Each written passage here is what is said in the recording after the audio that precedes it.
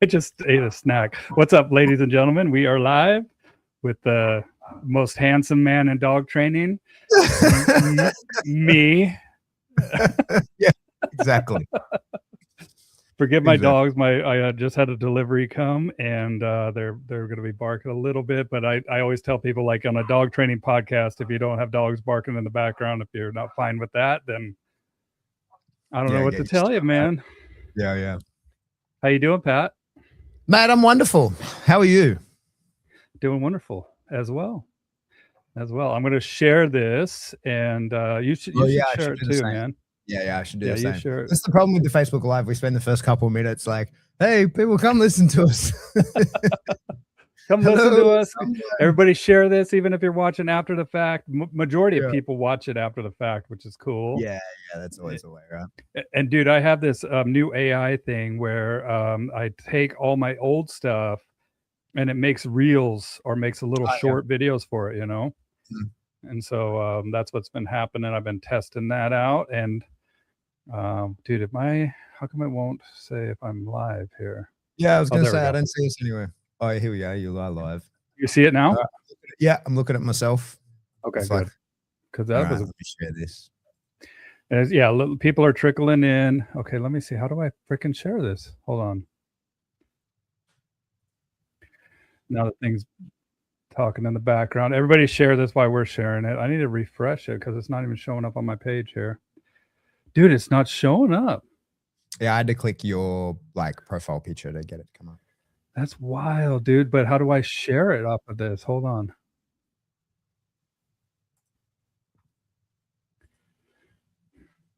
Okay. You could go to my page. I just shared it.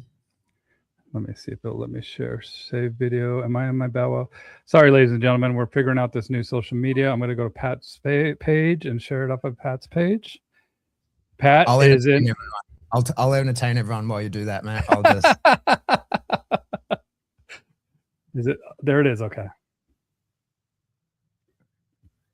We are live.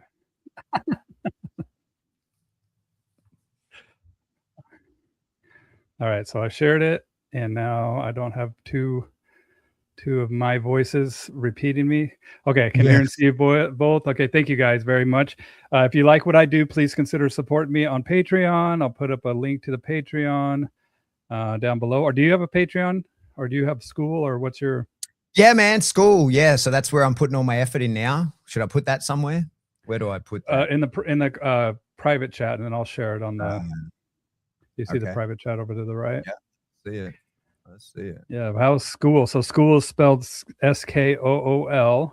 Yeah.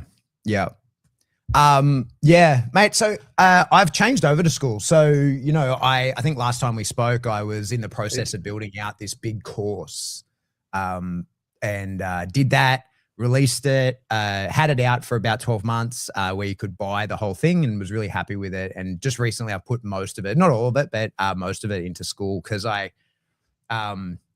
don't know, I've never really been happy with the platforms, and when I was making this course, everybody was sort of, the business people tell you it's got to go a particular way. But as a dog trainer, I was like, nah, that's not how I want to pass the information on. There's a difference between what's good business and what is good practice. And I chose good practice. What I thought, well, I've been looking for good practice, and it turns out I was wrong. I wanted to use this other platform in a particular way, and I was wrong. So school has been great. I'm loving it. It allows me to interact with people in a much better way. There's a big community section of it. There's for lack of a better term, it's essentially like having a Facebook group, but it's off Facebook. So there's no bullshit. That's kind of the good thing about it, right? There's no drama anywhere in there. It's just genuine dog stuff. And it's been really good because I can give people tiered access to information depending on how much they want to pay. It's a subscription. So, you don't have to put yourself in a hole to be able to afford it. And if you can't afford it, you can just bounce out, it's come and go as you please. You're not signing up. You're not on the hook for anything. And it's been good. I'm really happy with it, but we can talk about that later. Cool. Are you still last time we talked, you were doing the online courses at the Serious Dog Business. Are you still doing those? Yeah. So that's what it is, right? So like all those courses that I've made are now in the school. So like school kind of works in that it sort of acts like a web page for you, like it's your private community. And so it has like a community tab where people can talk back and forth. It's it's a message board basically. And then there's a classroom. Yeah, so that's the website where like that stuff's still available. People can buy that, but the school is probably a better option for people because it's a subscription now. So I can't, like, unless you're in there, I can't.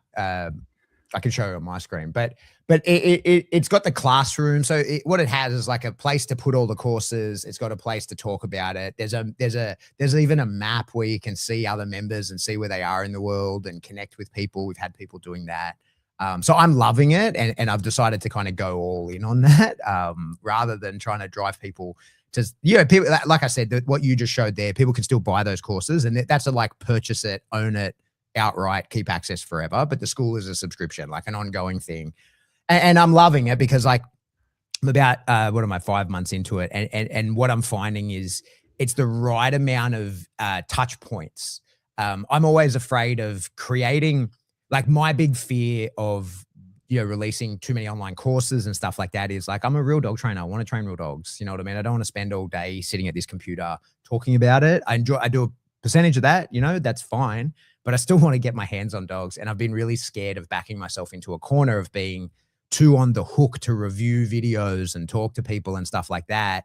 There's only so many hours in the day, and I still want to be able to do real dog training. But what I've found in the school is it's been great. It's the right balance. There's the right amount of touch points. So as people are working through the courses, they can contact me. We can discuss, like there's group calls we do. There's weekly sort of video review sessions that people can ask questions in the forum. It's awesome, man. I'm really loving it. And like my goal, like I'm a very good dog trainer, but I'm an excellent teacher. And so that's my goal, is like I want to bring people into there. And no matter what your plan is, like, you might be a dog training enthusiast with your own dog or a professional dog trainer. I can usually, offer something to everybody in there, in that, like I said, I'm not the world champion. I'm not like a savant dog trainer guy, but I'm a very good teacher. And so I can get you as good as me pretty quickly. You know what I mean? And so that's the goal of the school, is to upskill people to a really high level where they really understand what they're doing with dogs as quickly as I can. But I don't want to just keep like, I don't want this to be an ad just for me, but that's what I'm up to. And if you guys want to know more, I put up a link for school right here. Cool. Serious Dog Business. So to click on that, make sure to tell them that Bow Wow Bill sent you, so I can get a little cut of it. No, just kidding. Well, no, for real. So this is one of the things, if you can believe it, in school. So if you're in my school, if you get a private link, and then anyone who joins from that, you get 40% commission. That's a setup that you can put in school. So like, yeah, that's what I mean. So like people can bring people in. That's why I'm going all in on this. I think it's a fantastic community-based thing. But yeah, so if you were in there, Bill, you could be getting 40% from everybody that comes in right now. We might have to chat a little bit later about send me up a private link. So I was just talking with Larry, and I've mentioned this before, and we talked about teaching people. And since you are a great teacher, I know that. What makes, and a lot of these podcasts are geared towards people that train dogs and are teachers themselves. In your opinion, what makes a great teacher? Well, you got to care that people get it. You know what I mean? So like, you've got to actually want people to understand the info. I've been, to plenty of things. And I think sometimes we get too many dog trainers that are sort of treating their engagement with people much more like a college professor would, and much less like a kindergarten teacher. And I think that there's a reason why kindergarten teachers are so personable. They actually do these checks, like we're connecting with the kid and saying like, hey, because this is important. This is stuff you don't have. This isn't something you're necessarily internally motivated to learn. This is a thing that I need you to know because it's important for you to move forward. So we connect with people in a different way. Once you go to college, they're like, hey, know this or don't. Like, you've paid to be here. Like, this is what will put you into the workforce, or whatever it is you're going to do with this. It's up to you to do the information. You're an adult now. Now, what I think with dog training is that often, especially when we're dealing with clients, is they're not in the college mindset. They don't want this. This isn't what they came for, right? They have a problem that they need fixed. So that is much more akin to a kindergarten kid. And we treat them like a kindergarten kid where we have to connect with them and we have to be very personable, and we can't just go, hey, you have to figure this out. Because that's college learning, right? Like, hey, here's my presentation. Textbook is here. Figure it out. Self-paced learning. But for dog training, at a certain level, that's a good idea. Like when people are looking to, really conquer the world in dog training, like, of course, you got to then put your nose to the grindstone and figure shit out yourself. But for us dealing with, individual clients and new people, takes a lot of hand-holding, and you've got to give a shit whether they get it or not, like you've got to actually care. And so for me, I posted about this recently. Like I do pride myself on teaching, and it's not necessarily something that is just natural or intuitive to me. I've spent a lot of time learning how to do it. And I was in the Army for 12 years, and I spent 2 years at the Special Forces Training Center, which is where like I put through the way it kind of works at my old unit is it's a bit over a year. It's about 18 months to completely train someone. So we select them and then we train them over an 18-month period. So I spent 2 years there where they overlap those things. So I basically put through 2 what they call reinforcement cycles. So where people turn up, they say, "Hey, I want to be a commando." We select them. So there's like a 6-week just torturing them for 6 weeks, basically. And then when they pass that, they go on to their training, and that's about 18 months. So I fully trained 2 cycles of people. And in that time, you learn how to train people. And I think to me, that was a really, really formative experience for a couple of reasons. Like when you're instructing someone on a special forces selection course, you have to be really mean to them, right? Like that's the part of the selection criteria is people who can handle being talked to very negatively and given no comfort from anyone. And so you have to treat people quite badly. But there's an art to that, man, because like the people that pass, you're going to work with you, right? So like usually the way it goes, the guys who are the instructors on that sort of selection and the training, they're junior corporals, which means like they're literally going to be, they're choosing their new team members, right? So like, I put through 2 full cycles. And then when I got posted back into the unit as a team commander, 2 of those guys are in my team, as well as the captain that I trained is now my boss, right? So so you've got to learn to train these people in a way where they still respect that you will work together afterwards. So like, that's one of the really, like I had to learn that. My first time I instructed on a selection, I was just a dickhead to people. And then you sort of realize like, yeah, because that's the job. But there has to be a fairness in your dickheadery, and there has to be a lightheartedness that the people who will pass will then be like, oh no, like that was a test you were putting me through. I get it. No hard feelings.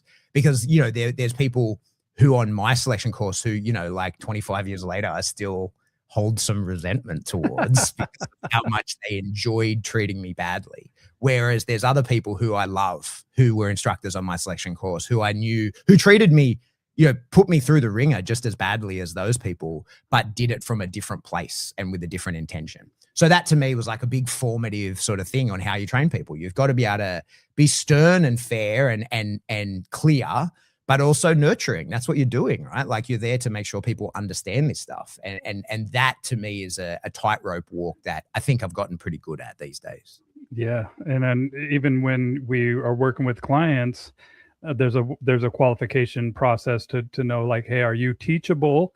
Are you ready to make some changes? Are you understanding that you need to maybe realize that you've been doing things wrong?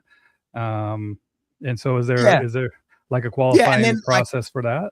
Yeah, of course. And everybody has to like, this is why I was talking about like that school program so much, because I much prefer individualized learning. Right. So when you're teaching 1-to-1, of course, you're going to do a way better job than teaching 1-to-many.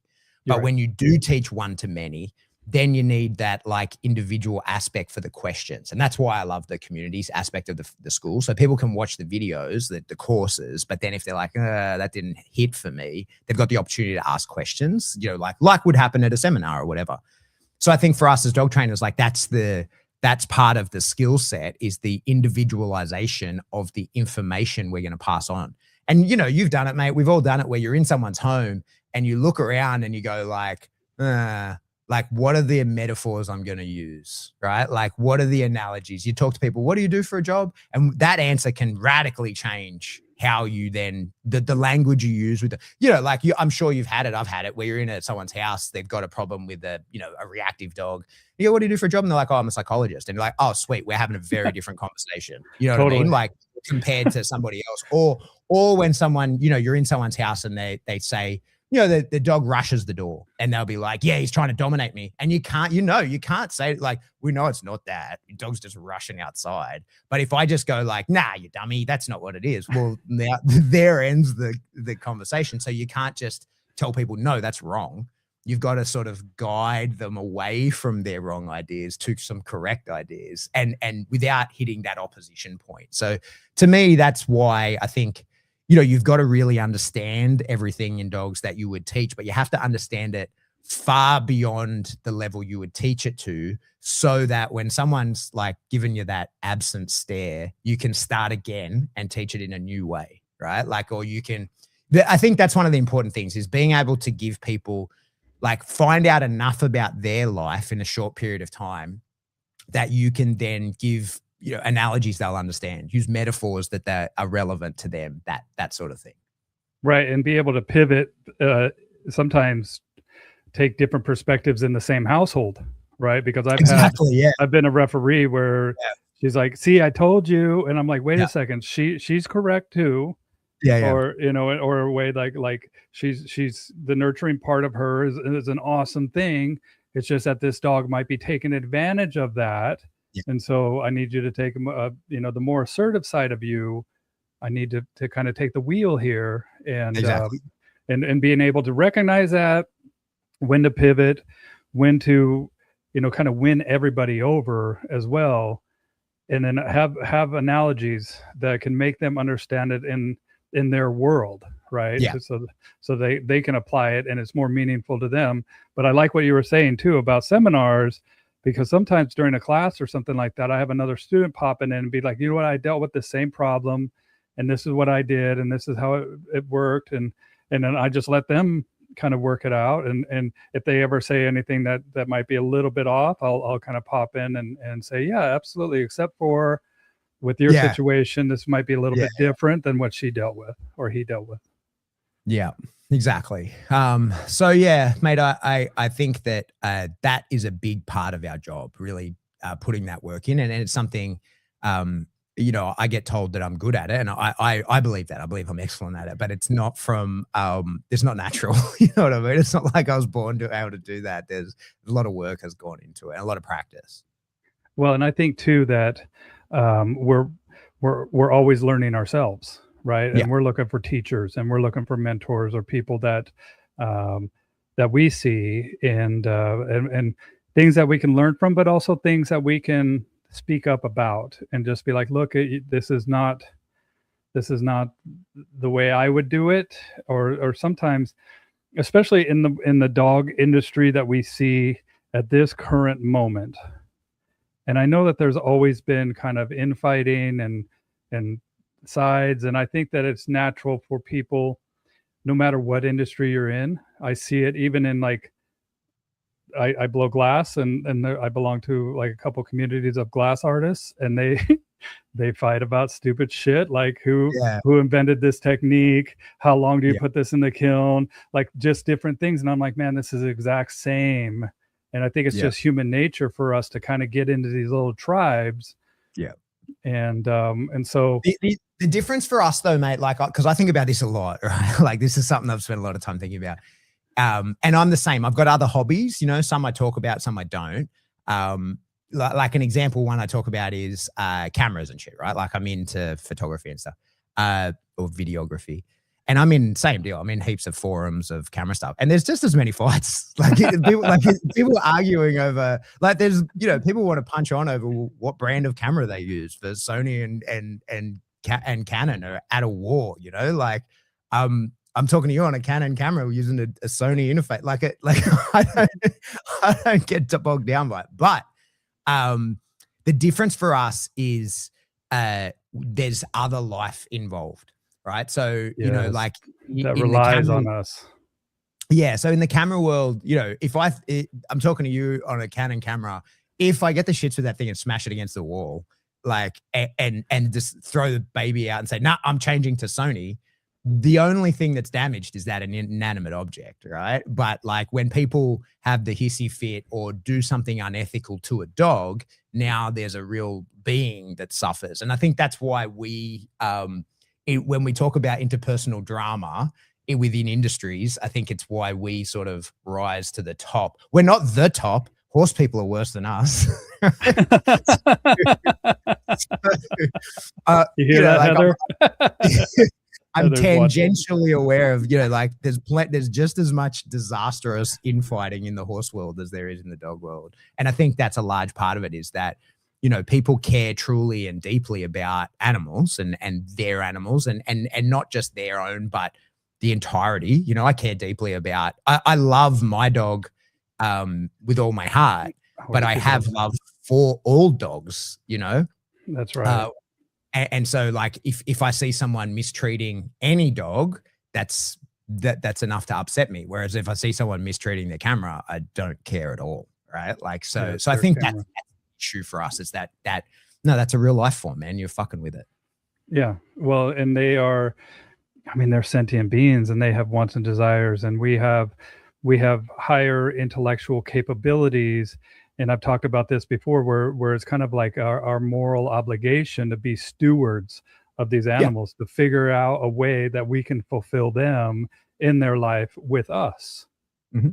Exactly. Right. Exactly. And when people move too quick, when people misinterpret, when people get just too demanding instead of just allowing the relationship to unfold.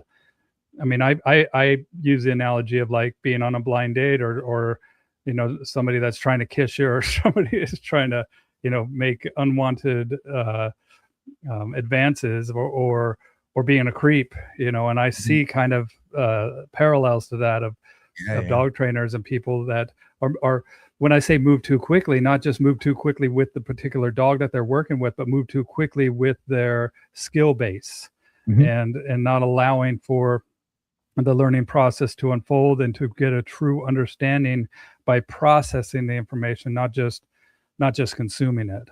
Yeah, for sure. I think that, you know, that's one of the issues of, that's, you know, the internet and the insane access that we have to everyone and everything is a bit of a double-edged sword. It's incredible in many ways, but also, you know, you see people, and I've been guilty of it myself, is you can kind of bounce around too easily, and you've got too much access to information. And so, you know, we're all, you know, giving ourselves ADD by doom scrolling and reducing our attention spans, that I think, you know, like I say, I've been guilty of it in the past. Like you might not really invest the time and effort into understanding something as deeply as you would have had to in the past when you had limited access to information. You really had to sort of, you know, tear something apart and push it to its limit before you could give up on it. And now it's very easy just to sort of give something a glance and be like, nah, next, right? Yep. And then I think what we sometimes see, and again, you know, I've been guilty of this, everybody is, but you see people putting together a conglomerate technique of the wave tops of many other techniques that they don't really understand. And so, you know, you get people bouncing around, never actually achieving anything or committing to anything that allows it to be achieved. Yeah, just surface level stuff. Like, oh, okay, and assuming that you get it, and not realizing that this thing it's like an iceberg, man. Like just the tip of it is all that you see, but the body, the vast majority of the body of this information is underneath the surface, and that takes some discovery. You guys share this. Let me hit the comments here real quick, and then you put up I wanted to get to the questions that people asked. Yeah, get in the medical field. Whoops, people get in the medical field. That's really fun. Yep, and we got a life there too, right? What's up, Larry? Larry's here. Larry. Yep. So we got the beauty. I haven't spoken to Larry in a long time. Larry's doing I've been a little bit sort of removed from like the social media dog world. I've been sort of head down, bum up doing other stuff. So I'm kind of That damn That's bum why up. I recently I was like, what's happened? Like there was massive. I paid attention for a minute and realized like, oh, everything's on fire. What the fuck is going on? Yeah, there's a lot of moving and shaking, and I wanted to talk about maybe some of this moving and shaking too, because um, what do you and I don't want to get too deep into this, but I want to get into because you and we met at an IACP conference. Mhm. And the IACP or IACP is something that I've held near and dear, and I've attended so many conferences, and I think that something like this is very valuable to our industry. But it's been dealing with a little turmoil, and as a teacher, if you were on the board of directors, if you had any advice for the people that are on the board of directors, or what do you think, and how can we keep this thing thriving? How can we Mm. make this a beneficial Yeah, organization for our industry? I'm not sure, mate. Like I joined the ISCP in like 2017, 18, something like that. I think I met you in 2018 at conference Yeah. or 17, I can't remember. Um, I've been a big supporter of the ICP. I have, tried to drive a lot of people to it, especially Glenn and I on the podcast. We've really tried to push it a lot. And I've volunteered a decent amount of time. I was on the legislative committee and I was on a marketing committee. I've spoken at conference. I have attended many conferences. I tried to give as much as I could to the ISCP, but at the moment, I'm not convinced that I'm still a member. I am still a member. I'm not convinced that my ethics align with the ISCP currently. And so I'm not, I'm definitely not, I don't know what all the issues that they have going on. I don't know. I tried pretty hard to contribute to the ICP in the past. And then it got to the point where I was like, I don't think I'm actually having any effect here. And there was a resistance to change that is fair, the other thing I think as well is like of the IACP is like the I is not, has never really got going. Like we tried to get more international involvement, and it's kind of tricky to do that, like it's a small, like comparatively, it's a small organization. When we're talking sort of multinationals, like it's a tiny one. And so just sort of setting things up, structuring legally to be, actually do stuff internationally. I don't think that's ever sort of been done. And despite them, we've tried to get a European conference and stuff going. It felt to me like there just wasn't that big an appetite for that. There was too much internal stuff going on. Now, I don't know all the details of that, and I don't want, I'm not here to shit on the ISCP, but in my opinion, especially some of the recent online things that I've seen, it just doesn't align with me. Especially like I don't get involved. I try really hard not to get involved in trainer wars. And what you won't see of me is me like stitching somebody else's thing and then me calling them out on their training.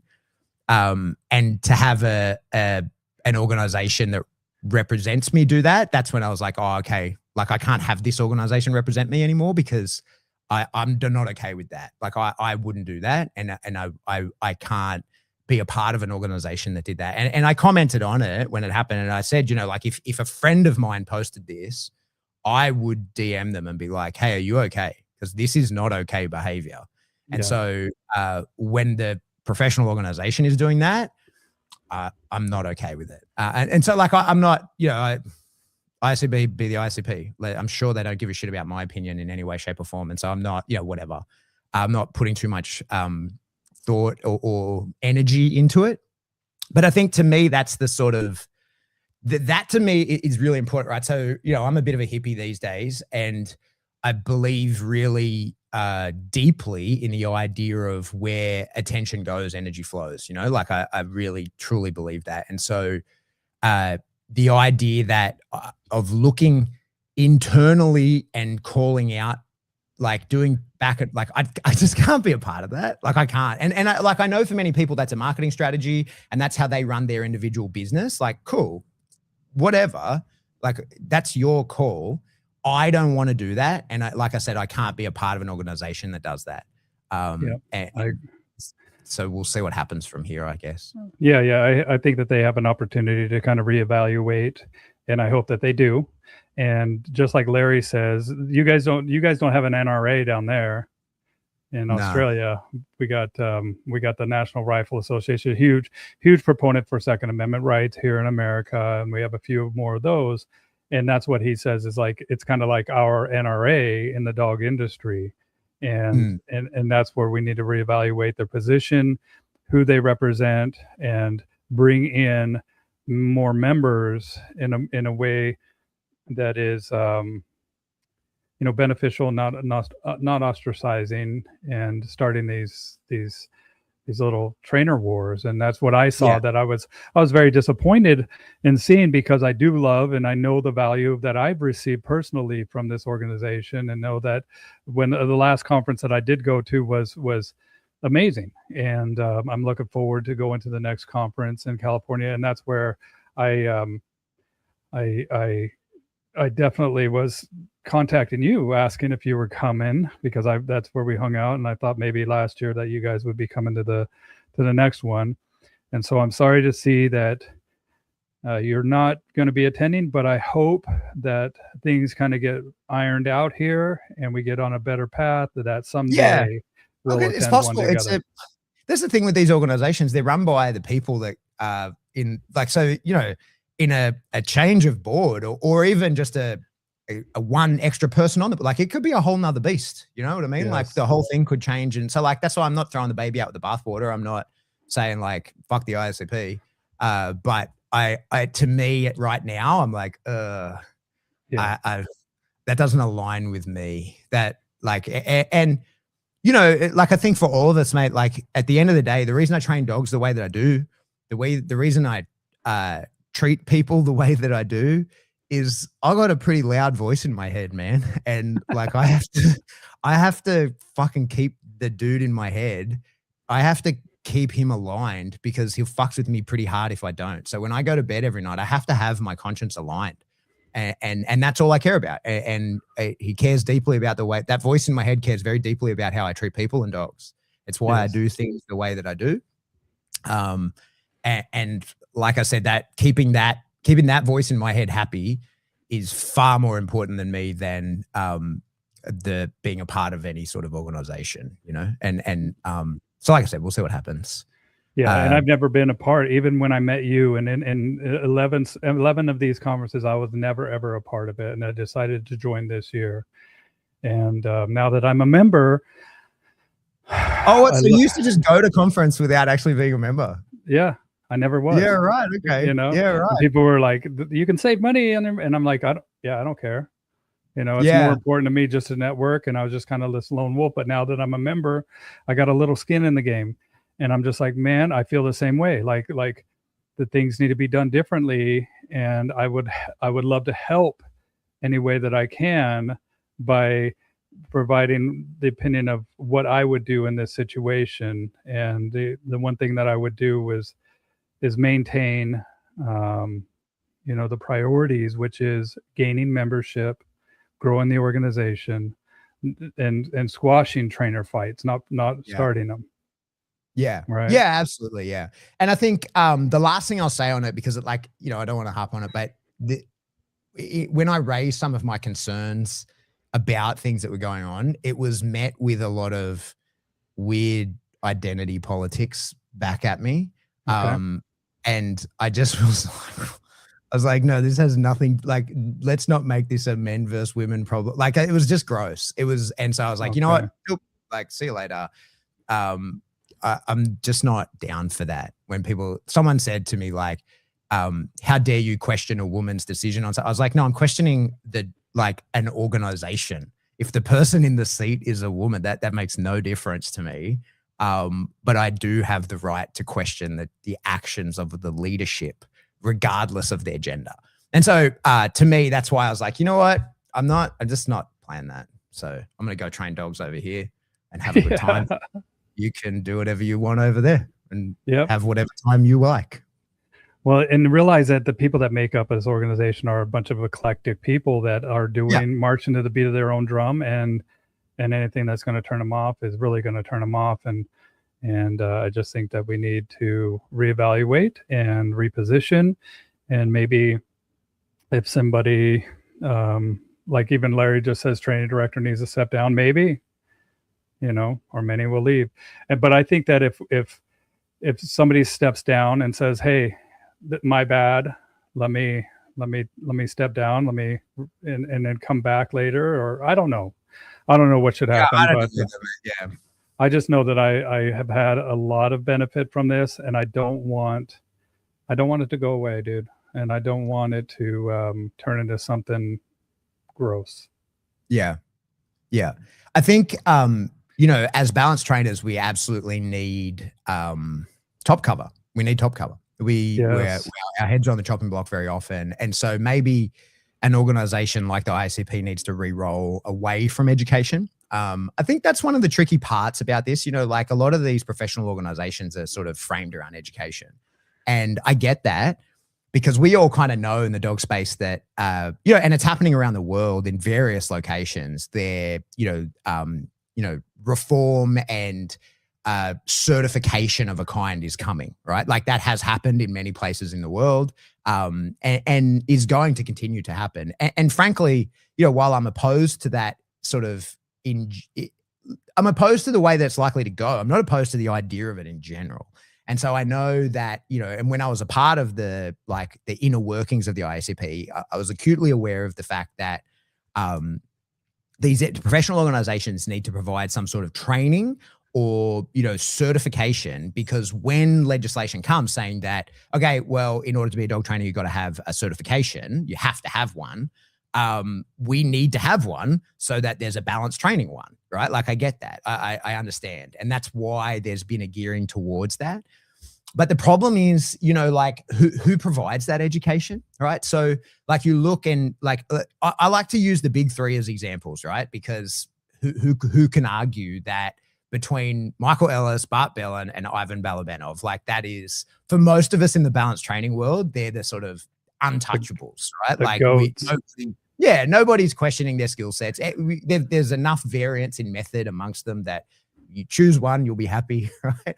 I've learned and sort of studied all of them. And I think that when we look at them, all three of them have courses you can do. Like you could go to the Michael Ellis school, you can do a NePoPo school, you can go to do the TWC course, right? So let's just say that they are the standard of excellence, right? Their courses aren't what's being offered by any of these organizations. So immediately, whatever is being offered is a subpar education, right? Because the best educators are not giving their information to the IACP or the IAABC or whatever other, I don't even know all the acronyms for the things, right? So like the GOATs aren't handing over their information to be used as the certification in these courses. So immediately then I'm like, oh, then it's substandard. Like it's not of the highest quality. So why are we doing that? So in my opinion, I think I totally understand why these professional organizations are going that route. What I think is probably better would be for the IACP, not necessarily the IACP, but an organization that would fill that role well, would just combat legislation, right? Like it would just be top cover, and it would just be like, no, this is the correct way of training dogs. We have the world's best dog trainers in this organization who have, you know, attest to this being the correct methods. We encourage people to certify under them and others. Like it doesn't have to be them. I like people learning under me too, but you know what I mean? Like there's plenty of people can learn from. Amen. But then we can say like, okay, well now because you have learned from somebody who's good, we will protect your ability to train that way. And I think that's what a real organization needs to be. I don't think it really I don't think an organization focused on education is what we need in 2026. We definitely needed that in 2020, you know, like when the internet wasn't what it is and there wasn't access to information. And, you know, you remember, like, I don't know how long you've been doing this, Bill, but surely you'd remember like the order the DVDs off Learberg days, right? Like when I got a big old stack of them. Hold on, let me. Well, like, and when I talk to Glenn about stuff like this, he remembers the order the VHS. I mean, I know they're not all they're not all Learberg, but look at, dude, these are all first aid dog tread shading antler. You know, and you remember, and like Learberg would be like, you copy my shit, and I'm gonna blackball you or blacklist you. Dude, I remember that. Yeah.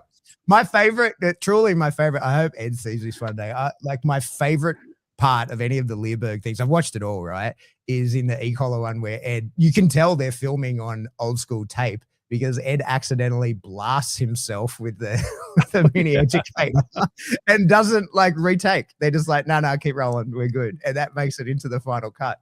So, you know what I mean? Like, I think that's where we're at. I think that the access to information and a like incredible high quality education is available to everyone and actually for free. You know what I mean? Like, I was sort of back and forth a little bit with someone online the other day about how, like, you don't need to pay anyone. If you want to get really good at dog training, you just have to put in the work to find the info.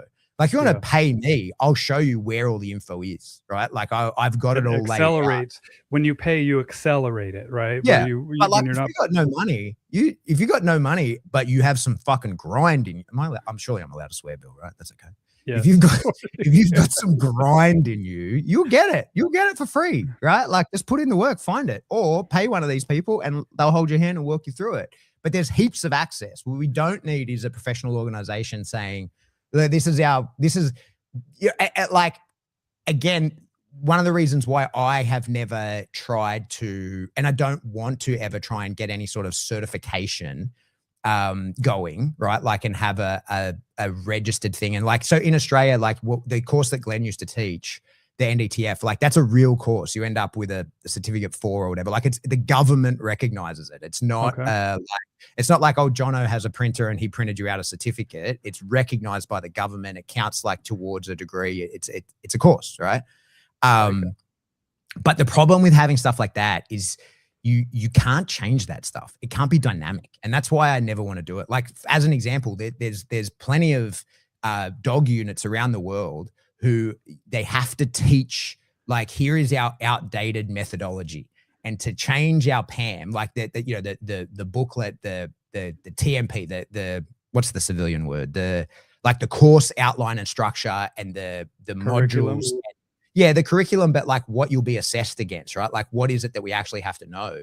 To change that in a real course is hard, right? Like, it is not an easy thing to do. So you can't dynamically learn. You can't, like, the instructor, the writer of the course can't learn something new and go, oh, that's better than what I was doing. Let's work that in. You know what I mean? Totally. So like, if you're doing some sort of institutionalized course, you are not at the cutting edge, right?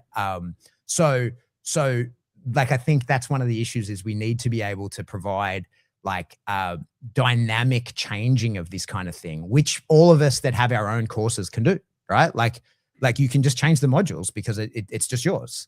Now, of course, that doesn't mean that there's a national standard, like there's more to talk about in that space.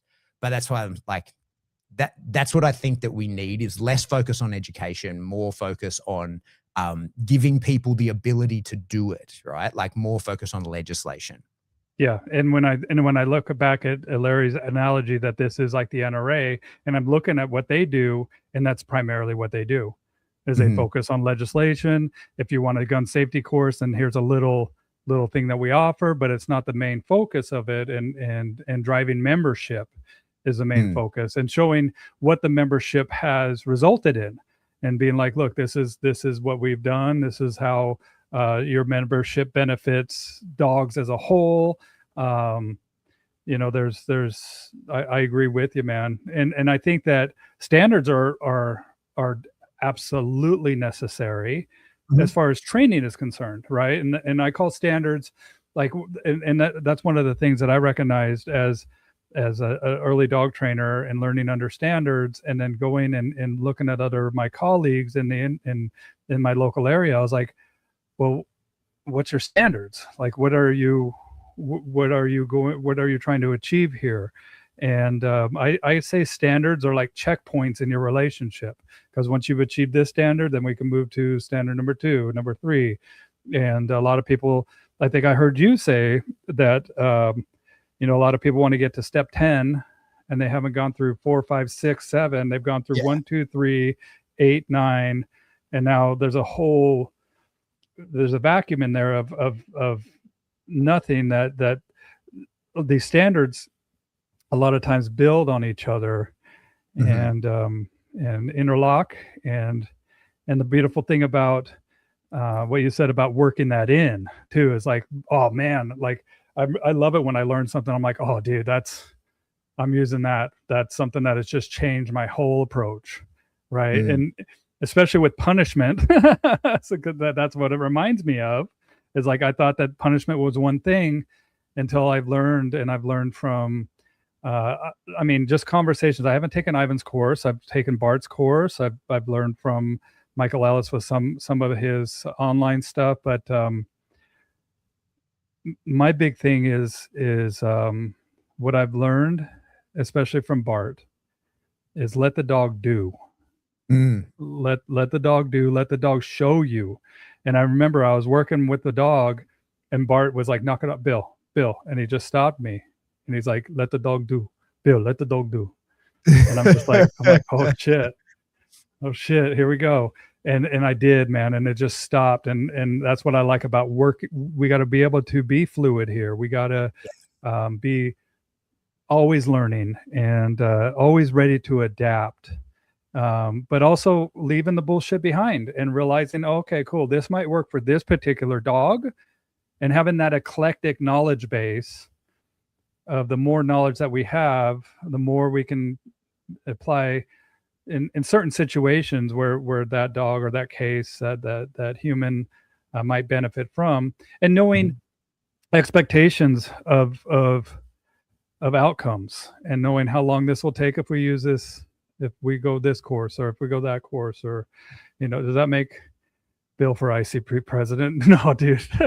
Like Ted Epthemitis. What's up, buddy? Oh, you're a member now. You're eligible. No, I'm not. I don't have the time. I mean, that's the thing, is like, that's one thing that I do respect, is that these guys put in a lot of time and effort. And that's why I love, and I don't want this to go away. I want to figure this out where we can fix this, because it's something that we need as far as balanced trainers are concerned. And I want to bring harmony. I want to bring back that magic that I've experienced, when I met you, when I first looked at you in the eyes, and I was like, oh my. Yeah. Sorry, dude. It makes me laugh. Like there for sure has been a big shift in the industry, for sure. So I'm not sure that it's necessarily just us. So I think that I've spoken about this a few times. I think that one of the reasons why there's a lot of increased hostility and resentment in the dog space is because of short form content. I honestly think that short form vertical content is really responsible for that, because what we see now is there used to be a lot more conversations that were private. So, like dog trainer forums, this is why I'm so happy with the school that there's the forum there, because you can talk, because most forums are kind of dead, like people aren't having meaningful conversations in them like they used to. And so what we see now is with a lot of short form content is people have, they have these like back and forth trainer wars, right? Where they're stitching each other's stuff and going back and forth. And the problem is it's always performative, because people are then posting that to their own audience. So it's very hard, I'd like to think that I can do it, but I think it's very hard. I think it's very, thanks, Larry. But I think it's very hard that people change their mind publicly, right? So like people do it, but it's hard, and that requires eating a lot of humble pie. And like I say, I like to think that I could do that, but the reality of when you put on the spot is sometimes your own ego doesn't allow for that, right? Like, and it's a protective. It's normal. Whereas privately, people can be convinced much easier, because I'm not having, like, if I, we know this, and that if you hold on to something truly and you believe it to be true, become a part of your identity. And when that turns out to be incorrect, that part of you has to die. And that can be a very uncomfortable thing to do. That's the transition that a lot of people are uncomfortable. Everyone is uncomfortable doing, right? Yes. And the more you do it, the more you go with it. And that's why, you know, like I dropped all the labels. I don't use any brands or anything anymore because like I don't want to be tied to any like I have to do things a particular way. I don't feel like I have to. I just want to sort of do things however I feel like is appropriate at the time. And that way, if I get corrected, if I turn out wrong, I can just change. So what we see is with the rise in short form content, because that sort of came around in 2020, it was the same, like it was COVID, right? Like that's when that became a thing, short form vertical content.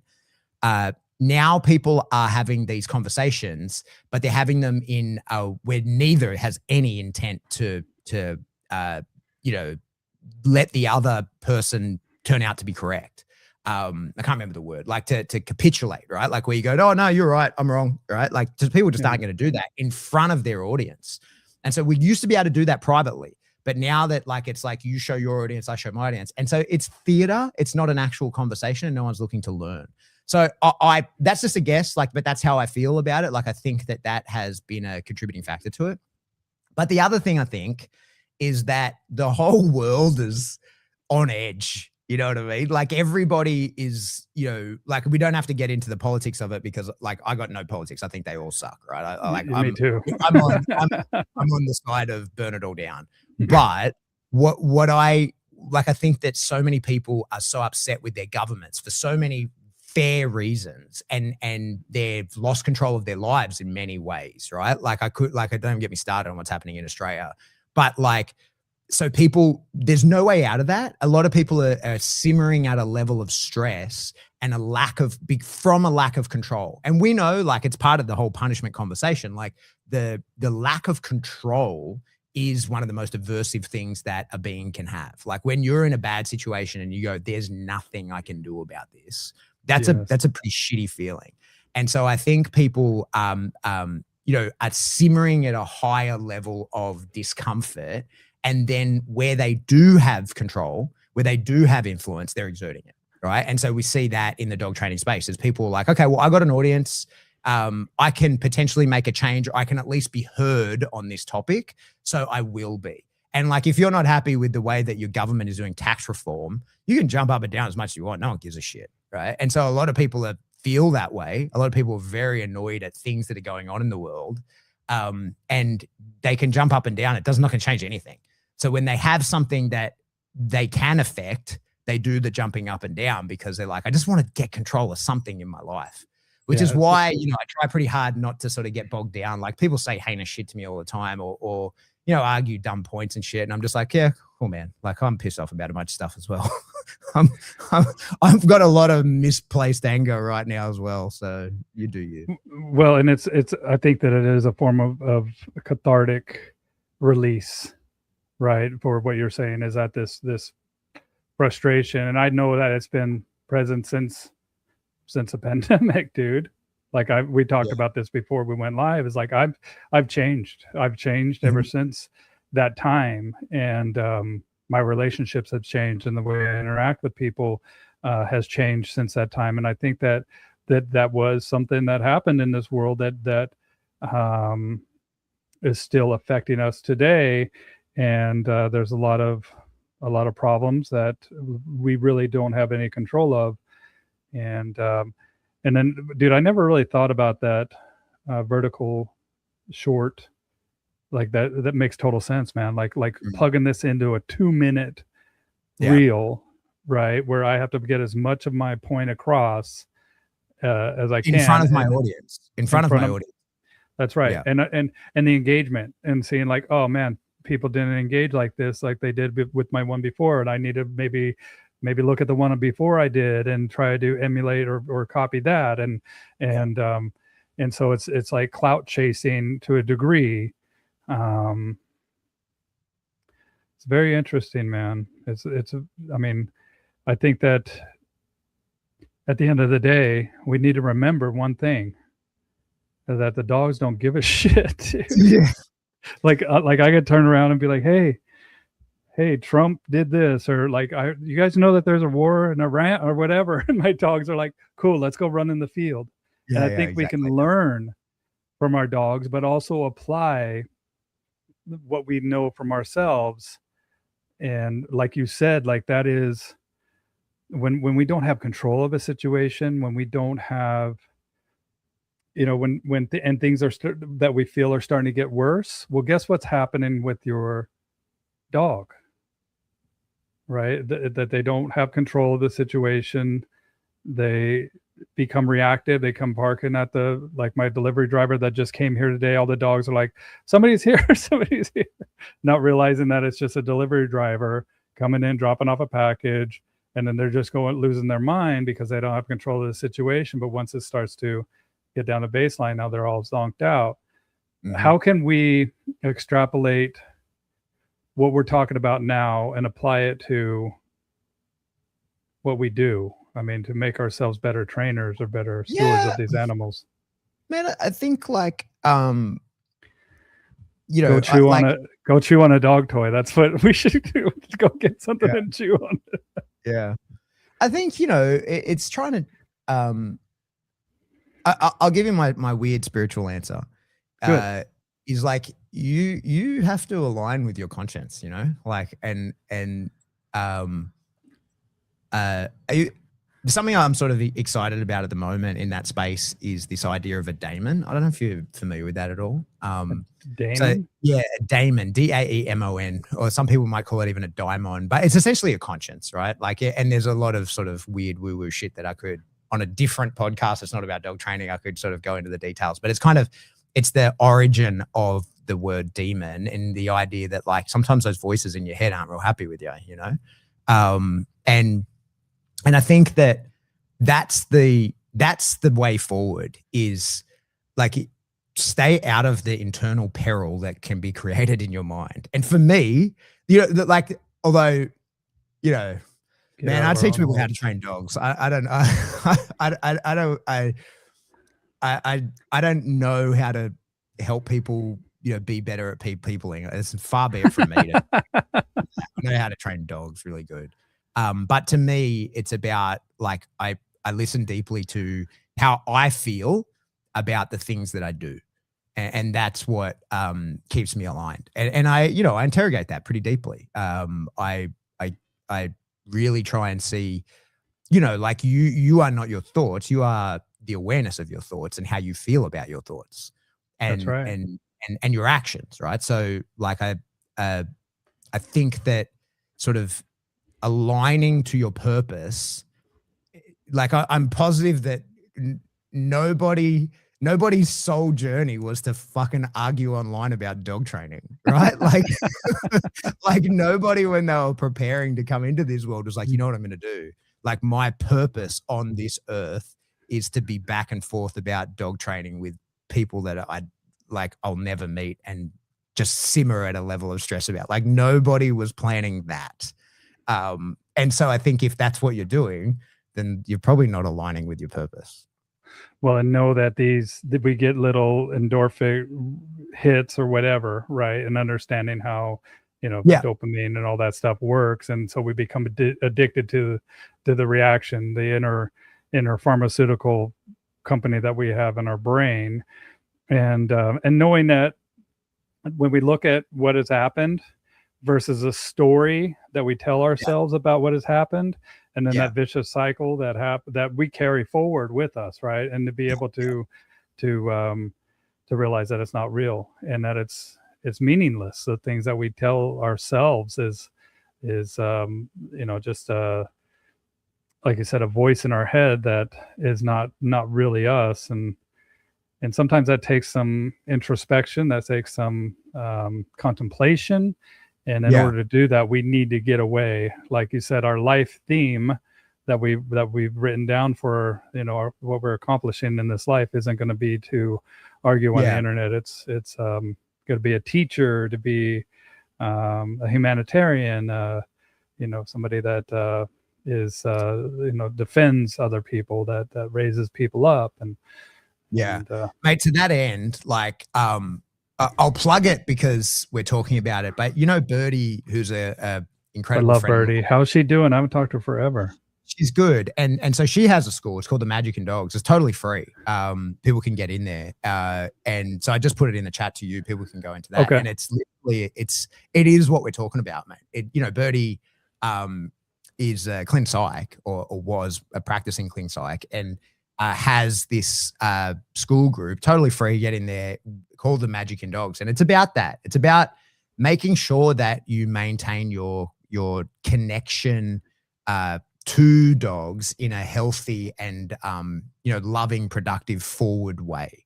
And I think that the more people that sort of jump into that and sort of try and experience that, it'd help us for sure. So yeah, I sent you that, and let's say it's free. You can get in there. Like it's crazy that it's free. I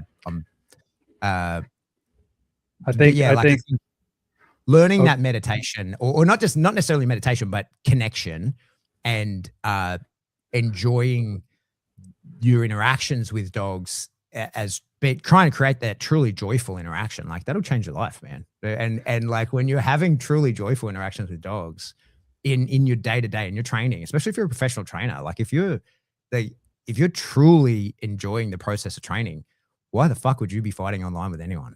You know, like when I think that it takes an exercise, man. And it reminds me of this book. Let me see if I can find this book. Yes, I can, because this is what I want to remind people to do is right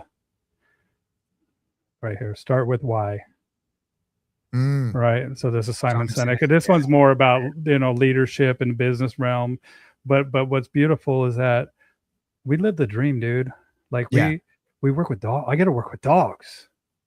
Are you kidding me? Like, this is my life, dude. If I were little Billy, I got to have a picture. I mean, there's one over here. I won't pull it off the wall, but little me, right? If I could visit little me, little 8-year-old me, and be like, bro, this is me in the future. And he says, what do you do? I say, I Bow Wow Bill, man. I work with dogs every single day. Little me would be like, no way, bro. That is so rad, dude. I get to work with dogs. And it's like, that's it. That's the magic of what we do, you guys. Stop and go to the why. Why are you doing this? Yeah. Because you love it. Because you're passionate. You want to, and dude, we're living the dream. And remember that shit. Like we're living that. We work with dogs, dude. Are you kidding me? Yeah. It's very cliched, but often enough, especially when things get hard, like when you're overwhelmed, when things are tricky, it's important to sit back and like I say, I'm aware of how cliched it is, but to actually think like, holy fuck, I am overwhelmed at the moment with the responsibilities that I begged for. Like I wanted this so much. I worked so fucking hard to get this, and now I've got it, and I've got so much of it that I'm overwhelmed by it. And like just reframing that thought process can really change your day. Well, hey, we got the dog walker rehab who's in the house, who's and you know what he says, the why for me is much, much deeper than dogs. You guys, if you're watching this right now, I want you to think about your why and type it in the comments. Let's see what pops up here. I literally pinch myself when I think about how I travel the world training animals. There's no better dream. Amen, Heather, my dear friend Heather. Right. And that's where we remind ourselves, man, like we signed up for this. Yeah. Oh, and totally. We took the steps, and then we get into the minutia and the muck. And then pretty soon we start attaching ourselves with, these belief systems that keep us bonded into certain tribes, like I was saying, and where we need to just stop and just realize, dude, I love my life. I love what I do. I help people. And also, if people have made a difference in your life, let them know, right? Let them know, and just stop and be with your dogs and feel that joy, that gratitude of like, dude, I'm so thankful that this is what I do, right? I walk out in my field, and I think after we do this, I'm going to just have a moment with myself and walk my property and just take a look around, man, and live in that moment, and just trying to forget all the noise that's happening, all these distractions that are designed they're designed to distract you. They're designed to pull your attention away.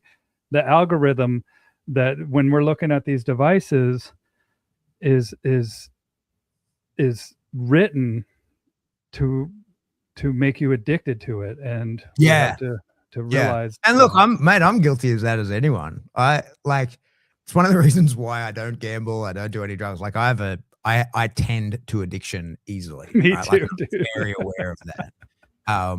And like I get stuck down the doom scroll. Fortunately, you know, like because it's so close to home, I don't get stuck in any of the online drama of dog stuff. I just go, oh, more drama, and away I go. I find drama in UFO disclosure and other dumb things. Like that's where my I waste a lot of time and find myself, you know, and you're sitting on the toilet and your legs are numb and you're like, oh God, how long have I been scrolling?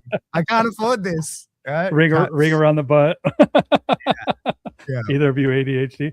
Dude, speaking of which, I have to give you, if you're into that, I have to give you my we'll talk about this, not on a dog training podcast, but I've had experiences with UFO or whatever. Oh, really? Dude, I had a whole podcast on it. Oh, really? Cool. Where I interviewed people from like Stuart Swerdlow and all these people that were from like the Montauk program to talk about the experience that I had with you'll have to tell me about it someday. There's orbs of light, basically. In my school, we actually do like these conspiracy chats because it's fun, right? And it's one of the things that I like to. You know, people may be aware during that New Jersey drone situation, like 18 months or 2 years ago, I got obsessed with that. I got really obsessed, and mostly because I was interested in drone warfare. So you know, I'm still a little bit in touch with a lot of army people, you know. I don't do any of that kind of work anymore at all, but I sort of, and the way that the war is being fought in Russia and Ukraine is like, it's a different thing. You know, I spent a lot of time gunfighting in my 20s, and it's a whole nother thing now. It's that's crazy to think, right? Like in the time since I was in the army, war fighting is a completely different thing now. So I kind of stay a little bit plugged in on that. But so I was interested in that New Jersey drones thing because it appeared that they were like an AI powered drone, which is interesting, right? Because then, you know, that's a scary thing. Once you launch that, you can't stop it. Like that's kind of if it's not receiving any signals like those New Jersey drones were, like it's doing what it's doing. So I was interested in it from that point of view, and then started going like, well, hang on, like there's other weird stuff happening here. And that got me down the rabbit hole of like UFO stuff and whatever. But like I said, I have enjoyed it. And it's one of the things, like people who are in my real life will be laughing their ass off to know that I'm talking about this because it's a fun topic that you can talk about like without upsetting anyone. You know what I mean? Like at my club, we'll talk UFOs and shit all the time. I bring up like, what do you think about this? And if people straight up say, Pat, you're crazy, that's not a thing at all. That is like, yeah, a little bit. Yeah. Like, or if people buy in and want to go crazier, like that's just as fun. Like it's very difficult to upset anyone when it's all nonsense. You know what I mean? So it's just fun conversation around potential things is exciting to me. But yeah, I got obsessed. That's a topic for another podcast. Well, but yeah, I mean, but dude, just speaking of this, yeah, and I've been diagnosed with ADHD. How about you? Me, no. Okay, I think a lot of dog trainers have it. I think it's highly likely. I've never investigated a diagnosis. Yeah, I got diagnosis with it as a kid, and then they gave me drugs, and then I sold the drugs to other people in school. Yeah. I'll say that like they give me, I just sold them to other. I'm like, I'm an ADHD entrepreneur. Yeah. So two of my best friends are raging ADD. Like I'm talking not like doom scrolled too much as an adult. Like I'm talking like bouncing off the walls as a child, heavily medicated kids. And I tell you, they are two of the best men. They're both multimillionaires. They are incredible high performing people. Now they had rough old childhoods, I tell you, right? Like it was hard for them to find the level, and school did not treat them well. They wanted to conform as adults, and especially now in the age of AI, because one of them's like completely dyslexic, right? He can't read or write. Doesn't matter.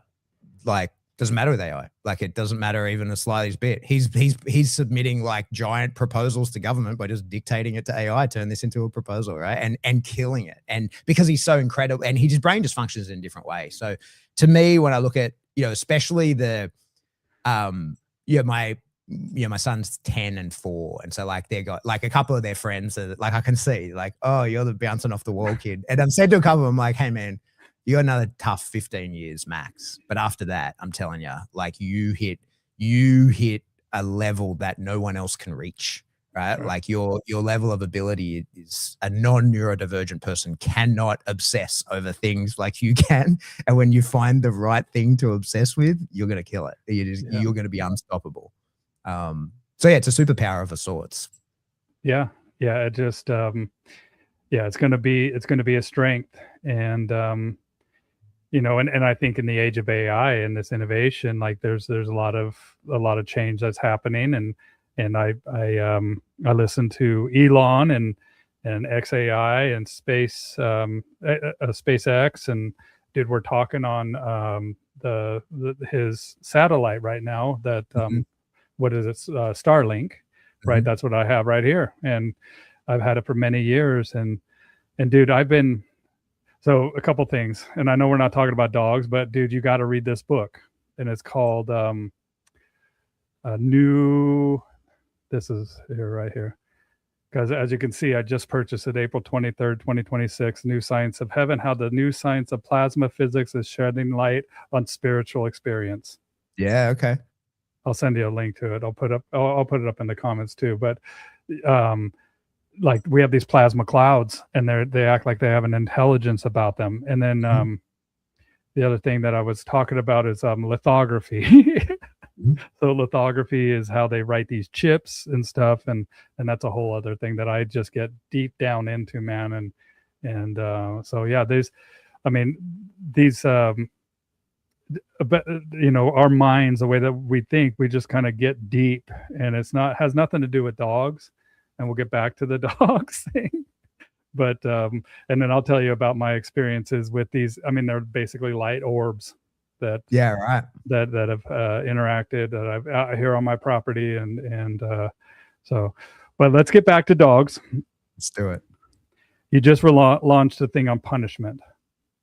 Yeah, well, I didn't launch it, so it's been a part of my course since I filmed it 18 months ago or something like that. But I just advertised it. I have to admit, I've been kind of slack in all of my sort of advertising. I've been very busy doing and not like trying to bring in more people. So I've advertised it a couple of times, and what ended up happening was there was like a brouhaha online about some punishment stuff. And like rightly, people were sort of upset. I contributed, not because like I don't care what people say. I'm not going to correct anyone online, but it was like I said, it was more just the way that the conversation was happening that gave me cause for concern. So then a week later, I was like, hey, like, because a lot of people were sort of questioning, because Larry had a lot to say about it. I think Jay might have said something. I can't remember, but there was people who know what punishment is were like, hey, that's not it. And then rightly, there's a lot of people like, hey, but what are you guys arguing about? Because I'm not seeing the change. And I got quite a lot of DMs about it. And so I just put up a post saying like, hey, I have a course on this. And it's in the school. The school is $69 a month. So like it's under $100. A lot of people say it's $100. I was like, it's not even $100. And so there's a course on it. And look, I've learned like my interpretation of what punishment is. I've learned from the big three, like I said, and it's a accumulation. It's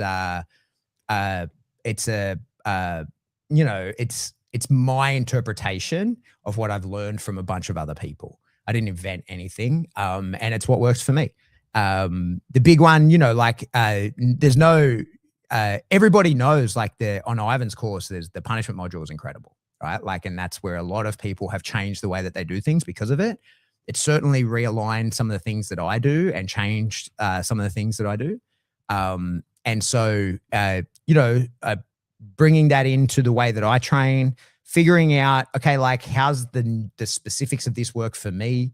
How can I teach this in a way that I think people understand? How does that fit into the use of negative reinforcement or pressure? Like when discerning between when pressure is compulsion and punishment is very different. And so understanding all that. So it's in the school, people can check it out. It's just one part of it, you know, like it's not something that I want to be the punishment guy. It's just a part of what's available. And so it's one part of a small, it's one small part of a very big course. Yeah. One, I think too, that people want the secret sauce, people want the answer, not realizing that there is a lot more that goes to this than just one cut and dry thing. This is what you do with every dog, every time. It's like, no, this takes a deeper dive, like we were talking about earlier. Yeah. This isn't just something that we can just give you the answer right here. This is how it is.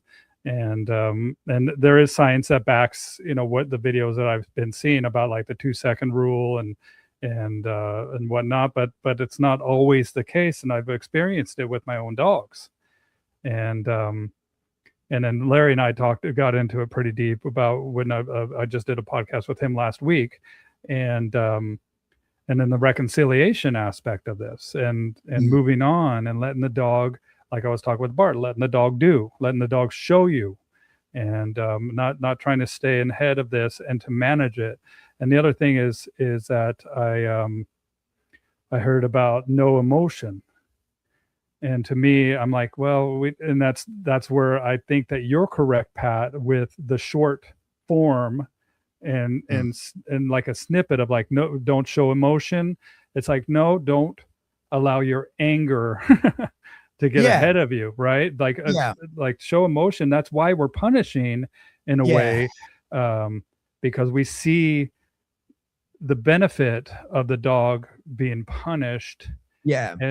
So like, I think that's worth exploring a little bit, mate. Like the idea of emotion in dog training. So, you know, we hear a lot of, people have a lot of opinions on that, and they all work, you know, like this is the thing. When we see people who are saying do it in a particular way, typically it's not that they just made that up. They've had success doing it, or they've felt like they've had success doing it.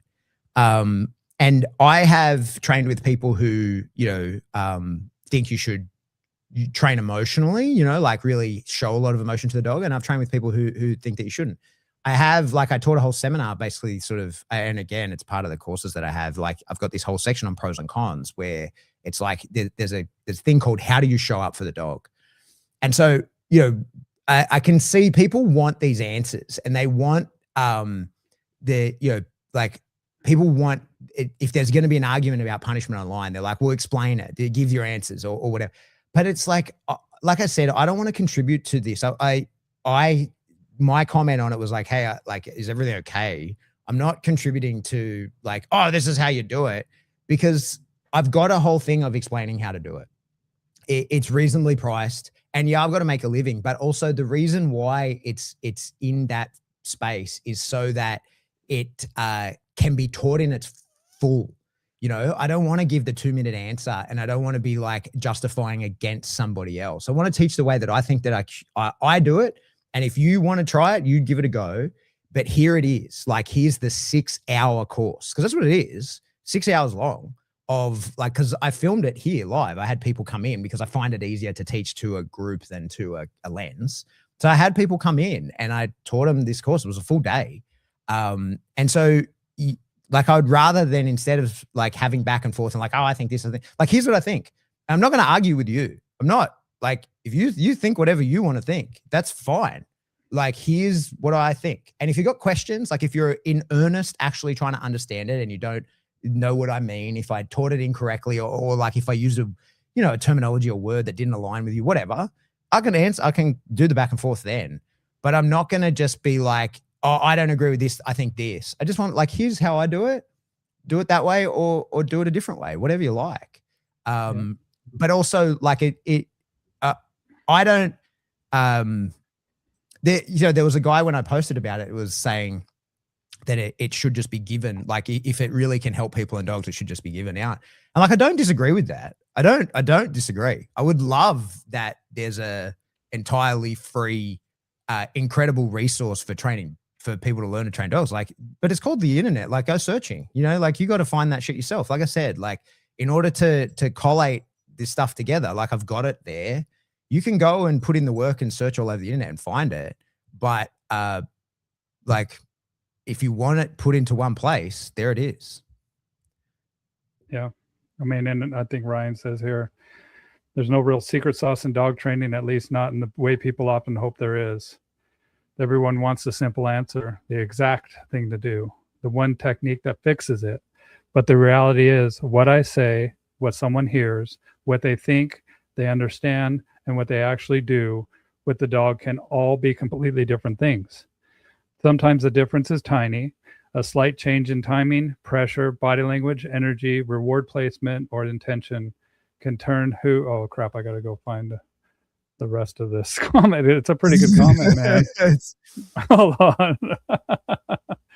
Yeah, if I don't, it doesn't show me the whole comment on the live, but that's exactly right, man. It's like, look, there is no simple answer, and not only that, but I mean, we have a feedback loop as far as the dog is concerned that's telling us, and sometimes the dog, one dog's saying, "Hey, man, I get it, I got it," and another dog's like, "Really?" I don't know, you know how, and some dogs maybe need a little bit more.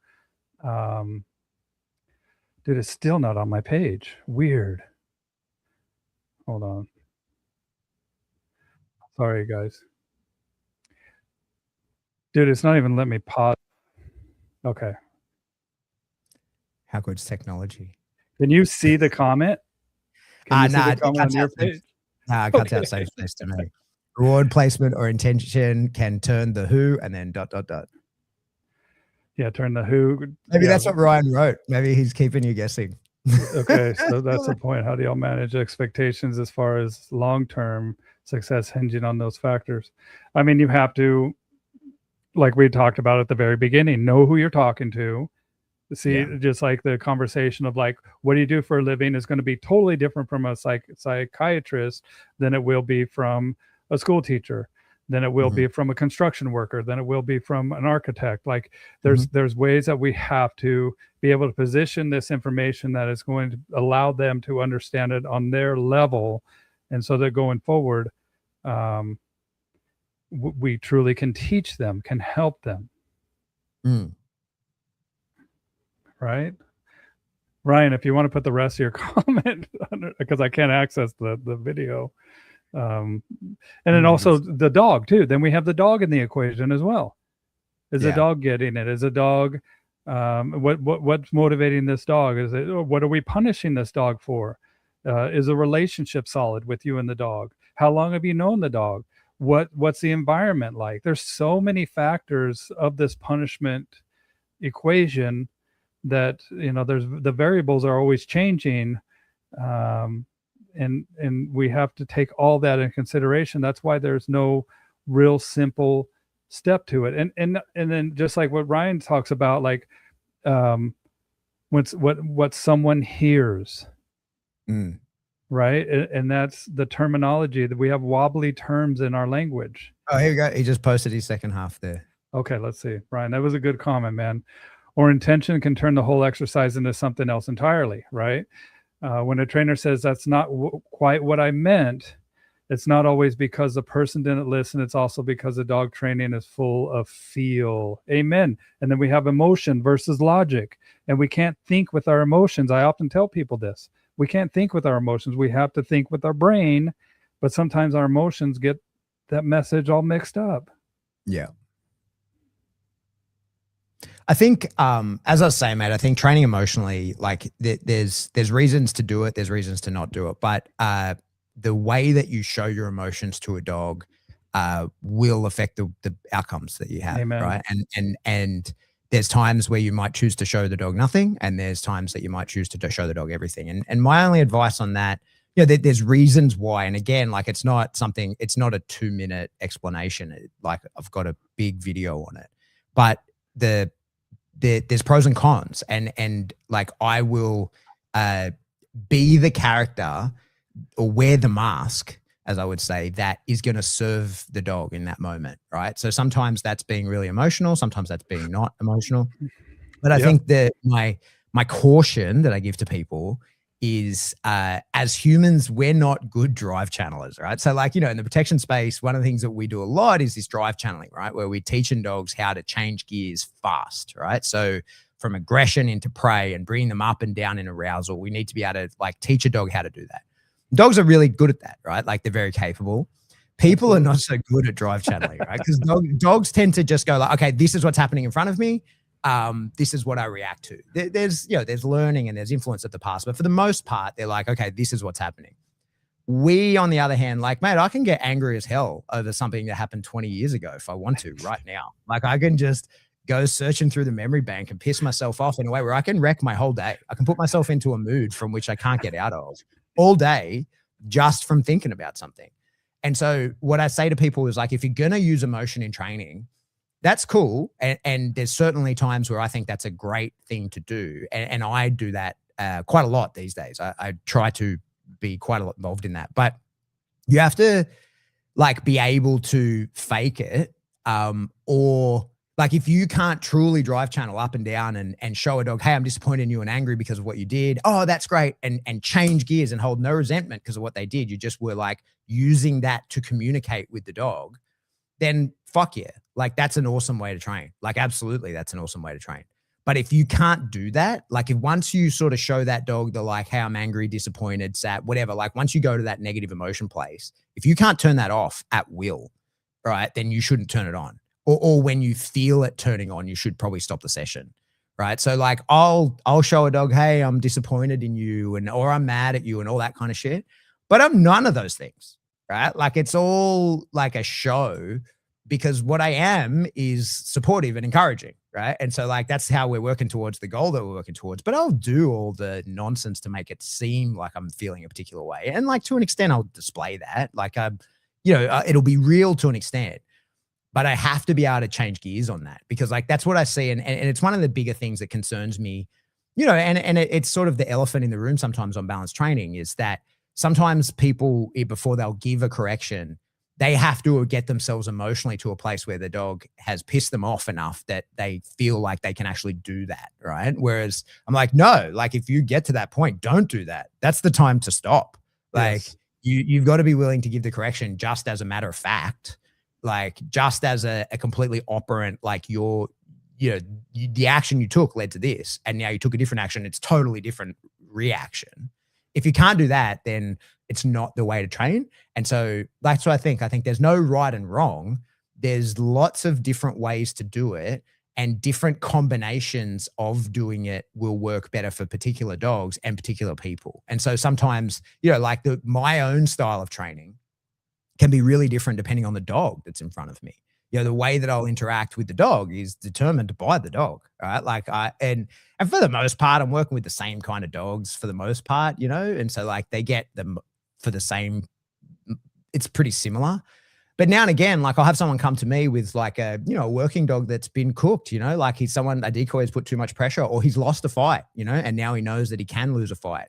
And so like I'm treating that dog really different to a way I'm treating a dog that has, more confidence and has never lost, like it's all individual. And I think that's why I don't like the idea of like, this is how it's done. And this is the template, right? It's like, nah, like this is the rules, right? Like these are the guidelines. If you stay Parameters. within them, like choose your own adventure within this set of capable things, right? Like there's no like it has to be like this. It's like nah, it can be a million different ways. Just be fair, ethical, and also like like be successful. Like do things that work. I think that's one of the things we kind of have to say a fair bit of the dog world as well. Is like do things that work. Don't do like play around with weird stuff, but like if it's not working, change. Well, and have the understanding like we are fundamentally different as we process this world. We as human beings are linear thinkers, where like you said, Pat, dude, I can get back to like when I was a kid and this dude's stealing my baseball cards or this like somebody going behind my back trying to get my girlfriend's number, right? Exactly. Or some shit like that where I'm just like, oh fuck them, dude. Like and it will lead to you know, how I act today, right? And so and I could go back and really, really ponder that, and then compare it to another experience that's not even real, that happened years ago. And like I said, the story that I've told myself about it, where dogs are associative thinkers. Once this thing shows up in their environment, they're associating their thought process with that. Once a cue or command, so it associative versus linear. And dogs do have a degree of linear thought, but nothing like we do, where we have this prefrontal cortex that allows us to time travel essentially in our mind, where we'll put ourselves right back to that position. And the other thing that I'm huge with is the reconciliation, right? Reconcile the relationship. Let the dog know, hey man, we're good, dude. Like we're good. I'm not mad. I'm not anything. And that takes practice of not holding on and not being resentful. And then the one motion that I love is just being proud. And just, dude, I'm so proud of you, man. Like, and I'm really proud of you. And to me, that is where the true positive reinforcement happens of I'm truly proud of you. Let me love you, dude. Let me celebrate this. And that's where the magic happens too, of when we're working with our dogs and sure. But that, I think that a lot of people with the reconciliation aspect of like, nope, dude, we're good. Let's start again. Don't hold the resentment. Let's see if we can show a different outcome here, and see if what is accomplished is going to reinforce the animal's behavior. Let them truly get it. Yeah, for sure. Yeah, for sure. We had some questions too, dude, that you asked. Yeah, some people put stuff on my page. Yeah, hold on, let me find it, because you asked what people had, and Brent wants to know how to fix the world. Hold on, we'll be right there, Brent. Share this tab instead. All right, so here we go. All right, so how to fix the world. Forgiveness. Live your own life, know that there's things that are going to be out of your situation. Religion and UFOs. That's one thing yeah. Well, dude, I'm Catholic, and I've really found my faith again. So I go to church every Sunday, and I pray. I have a totally different relationship with God, and I'm truly thankful for it. But one of the sacraments in Catholicism is reconciliation, where we go and we talk to a priest and we confess any sins that we've had. And I got to tell you, man, like, I've been to therapy, I've been to therapists and all that, but there was nothing that helped me more than just sitting in front and just talking about bad things that I've done, that I could just sit and talk to a priest. So yeah, man, that there's no surprises that shit's been around for a really long time. You know what I mean? Like it works. And UFOs, definitely not punishment. I think we all have a good grasp on how to properly implement it. Yeah, and look, I mean, that's the thing. Like like I don't want to contribute to the online fuckery involved in that. I've got a course. If you want to check it out, check it out. Yeah. Yep. You got it. You got the link, and get into it. So Heather has a good question here. I would love to hear your experience with behavior modification in Australia. In the States, it's a wild ride, and some of the worst dogs come from owners with the kindest intentions. I think many people assume aggressive dogs come from abuse, but I have seen many more aggression cases coming from kind-hearted families who accidentally made a monster. Is it similar in your part of the world? How do you best communicate to these kind-hearted, gentle owners that they created the aggressive monster dog they now have?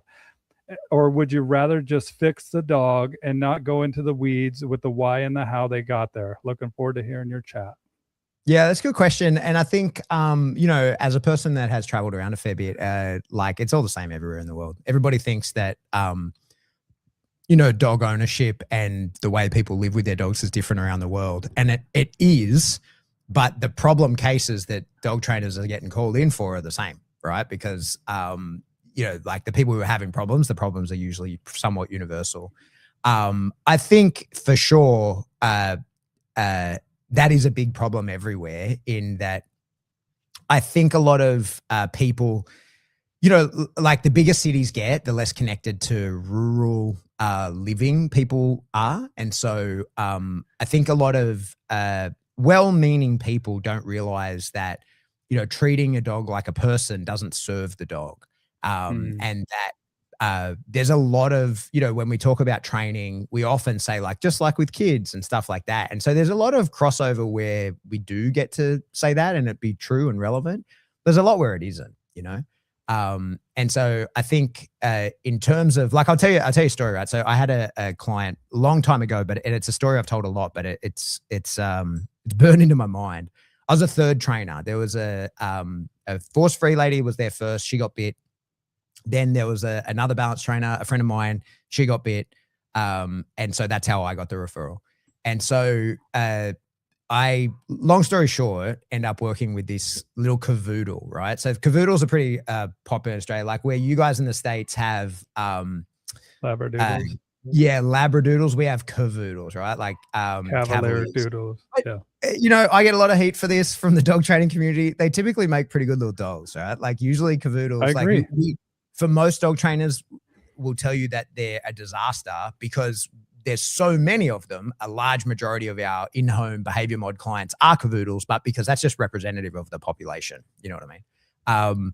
So anyway, this dog, he was legit a killer, right? Like he bit me. I had to wear like I wore leg sleeves. I didn't bother the bite suit because he was a little 4-kilo dog. But he bit me with the ferocity and intensity that I actually said to the people, I was like, if this were like a Malinois, I'd offer you an insane amount of money for this dog. Right? I was like, you have done an incredible job at emboldening and turning this dog into this incredible thug that he is. And it was just from yielding to him. Like he got everything he wanted and he was able to bully them. And it was, I won't say it was an easy fix because the dog had a bite history, right? Like, and he had no qualms about biting people. But to me, like, I just had to show him, like, hey, man, you're not the thug that you think you are. Right? Like, you are not. Like, and good for you. Like, congrats. But you are not as effective as you think that you are. And he bit me. He must have bit me for 20 minutes, I reckon. I was sitting at their kitchen table drinking coffee while this. This dog is just countering over and over in the leg.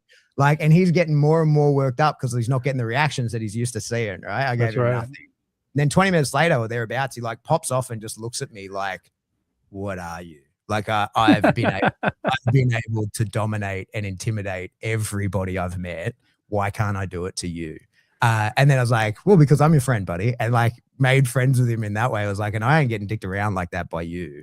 And before too long, he sort of gives up on that, right? Like I can influence a dog and get into his space. I can manipulate him a little bit. He didn't like being told what to do in any way, shape or form. And there's nothing wrong with the dog. Dog was awesome. Dog was a great dog.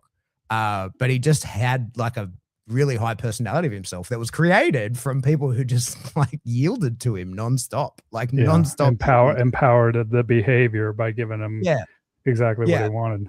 I think, what I see like from, the average pet dog sort of owner that, like these days people are smart. They have a problem with their dog. They Google it, they go to AI, they do whatever, right? Like they search for the problem, their answers themselves. And I think, the problem with the sort of surface level of dog training that's available to a person who just like does a bit of Googling is it's all like, even if it's a balanced thing that they're looking at, they're saying, reward good behavior, punish bad behavior, or it might be ignore bad behavior, reward good behavior. And what people sort of, where I think people go wrong in behavior mod type stuff is that they get much too deep into like punishment is the punishment event and rewarding is give the dog a food or a toy or whatever.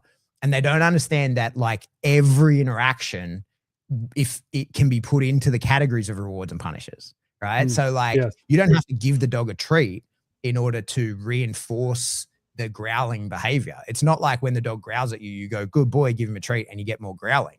if the dog growls at you and you yield and you go, holy shit, like I will change my behavior because of that. Well, then you reinforced it, right? Like you increase the frequency and likelihood of it.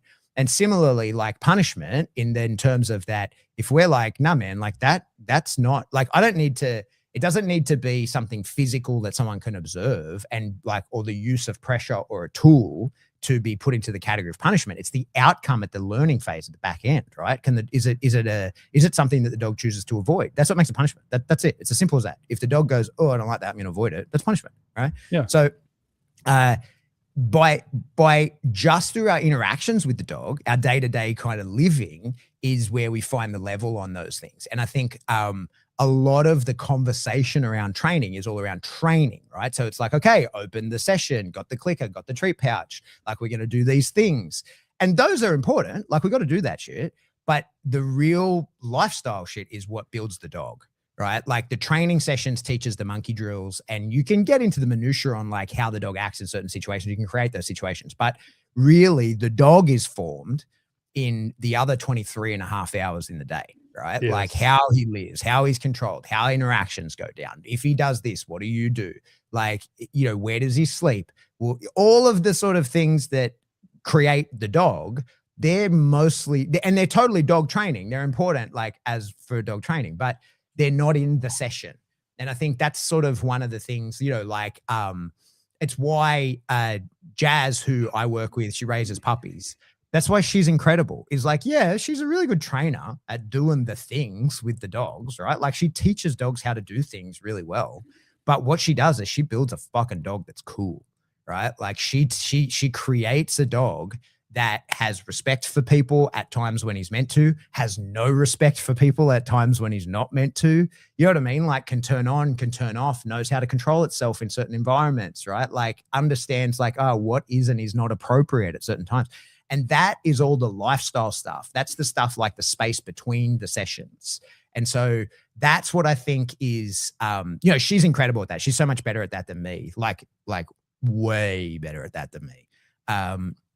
And so that's the stuff that creates what most people actually want from the dog, right? Like the average pet dog owner, they don't give a shit whether the dog can sit down, stand, and how fast that looks. If they have to lure the dog for the rest of its life, they don't care, right? Yeah. Like that's most people, like, yeah, dude, I see people down my local park who have to get out the bag of Smackos and literally wave it and yell Schmackos to get the dog back, right? Smackos, we don't say that in America. You don't have the Smackos, but like whatever dog treat, right? Like there are people, I see them, who literally have to, like the crinkling of the plastic is the dog's recall. That's the only way they can get the dog back is to do that. But they've got the dog is a dream. He doesn't pull him on the leash. The only reason he's not coming back when they call him is because he's having a wonderful time running around in the park with other dogs that are all social and having the time of their life. He doesn't but lunge and growl and bark at anyone. So like we as dog trainers, I observe that and I'm like, oh my God, teach your dog a fucking recall. Come on. Like how hard is that? Right? Like put it on command. But those people are like, no, this is my wonderful dog who's fucking awesome. Like who lives in my life incredibly. And yeah, so what? I have to yell Schmackos to get him back to me. I only take him off leash in this enclosed area. So like for us, we can look at that and we go, the training needs to be improved. But the lifestyle piece is what overwhelmingly what people actually want. It's where we can actually, with the average person, have bang for our buck. And you know, for me, like I deal mostly in working dogs, sport dogs, right? Like that's the majority of people who are coming to me are looking to achieve something with their dog. I still deal with every now and again, you know, pet stuff. I do the odd reactive dog, mostly just to keep my own skills up in that space. And you know, I will film that. I had a guy in here from my school. He had a problem with the reactivity. I was like, mate, come in, we'll film it. It'll be a content. We'll show everyone how we did it, right? Like we put that together. So like I still deal with it time and again. But that's what is the dog world. You know what I mean? Like for us or for me in the sport dog space, like how fast my dog can down, like only other dog trainers give a shit about that. Right? Like yeah, like the fact that my dog does down is enough for the random people on the street to be like, oh my God, incredible. Right. But that he like downs like his legs just disappeared from underneath him and hits the deck. That doesn't impress them anymore. You know what I mean? Like that doesn't that to the average person, they're like, what is that dog like to be around? And that is what I think is that's the meat and potatoes of dog training, right? Is building a dog. And for us in, in the puppy raising, that's really what we're focused on. It's sort of like, I'm not so rushing to teach the dog, hey, here's the things that I need you to know. It's more like, hey, here's the kind of dog I need you to be. And when I've turned you into that, you'll learn the things I need you to know, like in an instant. That won't be hard, right? It'll be the like turning you into who I would like to train. That's the hard part, right? Having a dog that fits into the world in the way that we need them to. Yeah.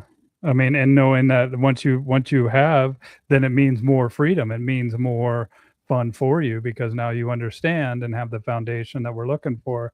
And it reminds me when I talk to Jazz, I mean, she's in Jay as well, right? We talk about windows, right? What window are you in?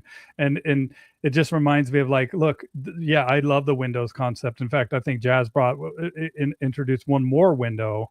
I can't remember offhand what it is, but the thing is that the time that these dogs spend in these windows, if we look at the time that they spend as a space of the window, like the space of liberty, space of free is going to be like bay windows, where the space of obedience are going to be like little windows, right? And so we have to realize that, yeah, the windows are there, but the size of these windows is going to be a lot different, right? Yeah. Than, the Windows stuff, mate, is incredible. And like the way that Jazz does hers,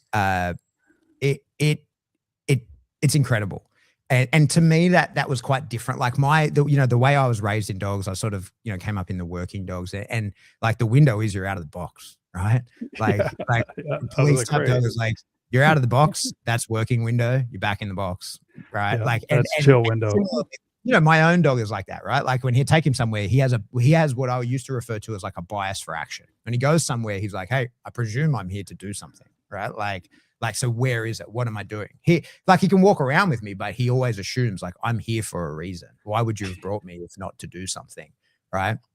And because that's kind of how I was brought up in it. But now having seen the throughput of like really good clear windows on working dogs, especially, we sold a dog last year, and then I go and to the unit we sold the dog to, I'm there doing some training, and so there's 4 dogs that have just finished his course, and one's a retread, so he had a handler before.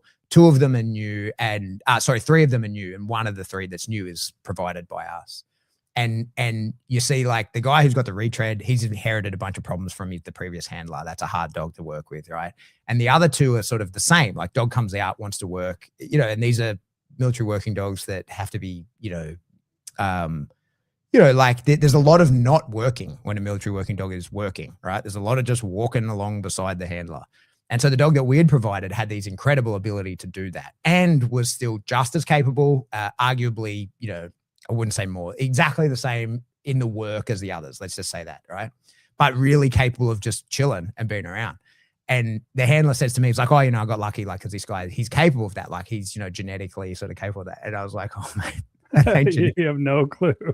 I was like, there is like hundreds of hours of work in that, all right? Like hundreds of hours of like, nah, man, that's not how we're going to do it. Like, and just bringing the dog down in arousal, like slow and steady, not trying to crush you down, because I don't want to damage the top end of the arousal. I just got to bring you down nice and slow.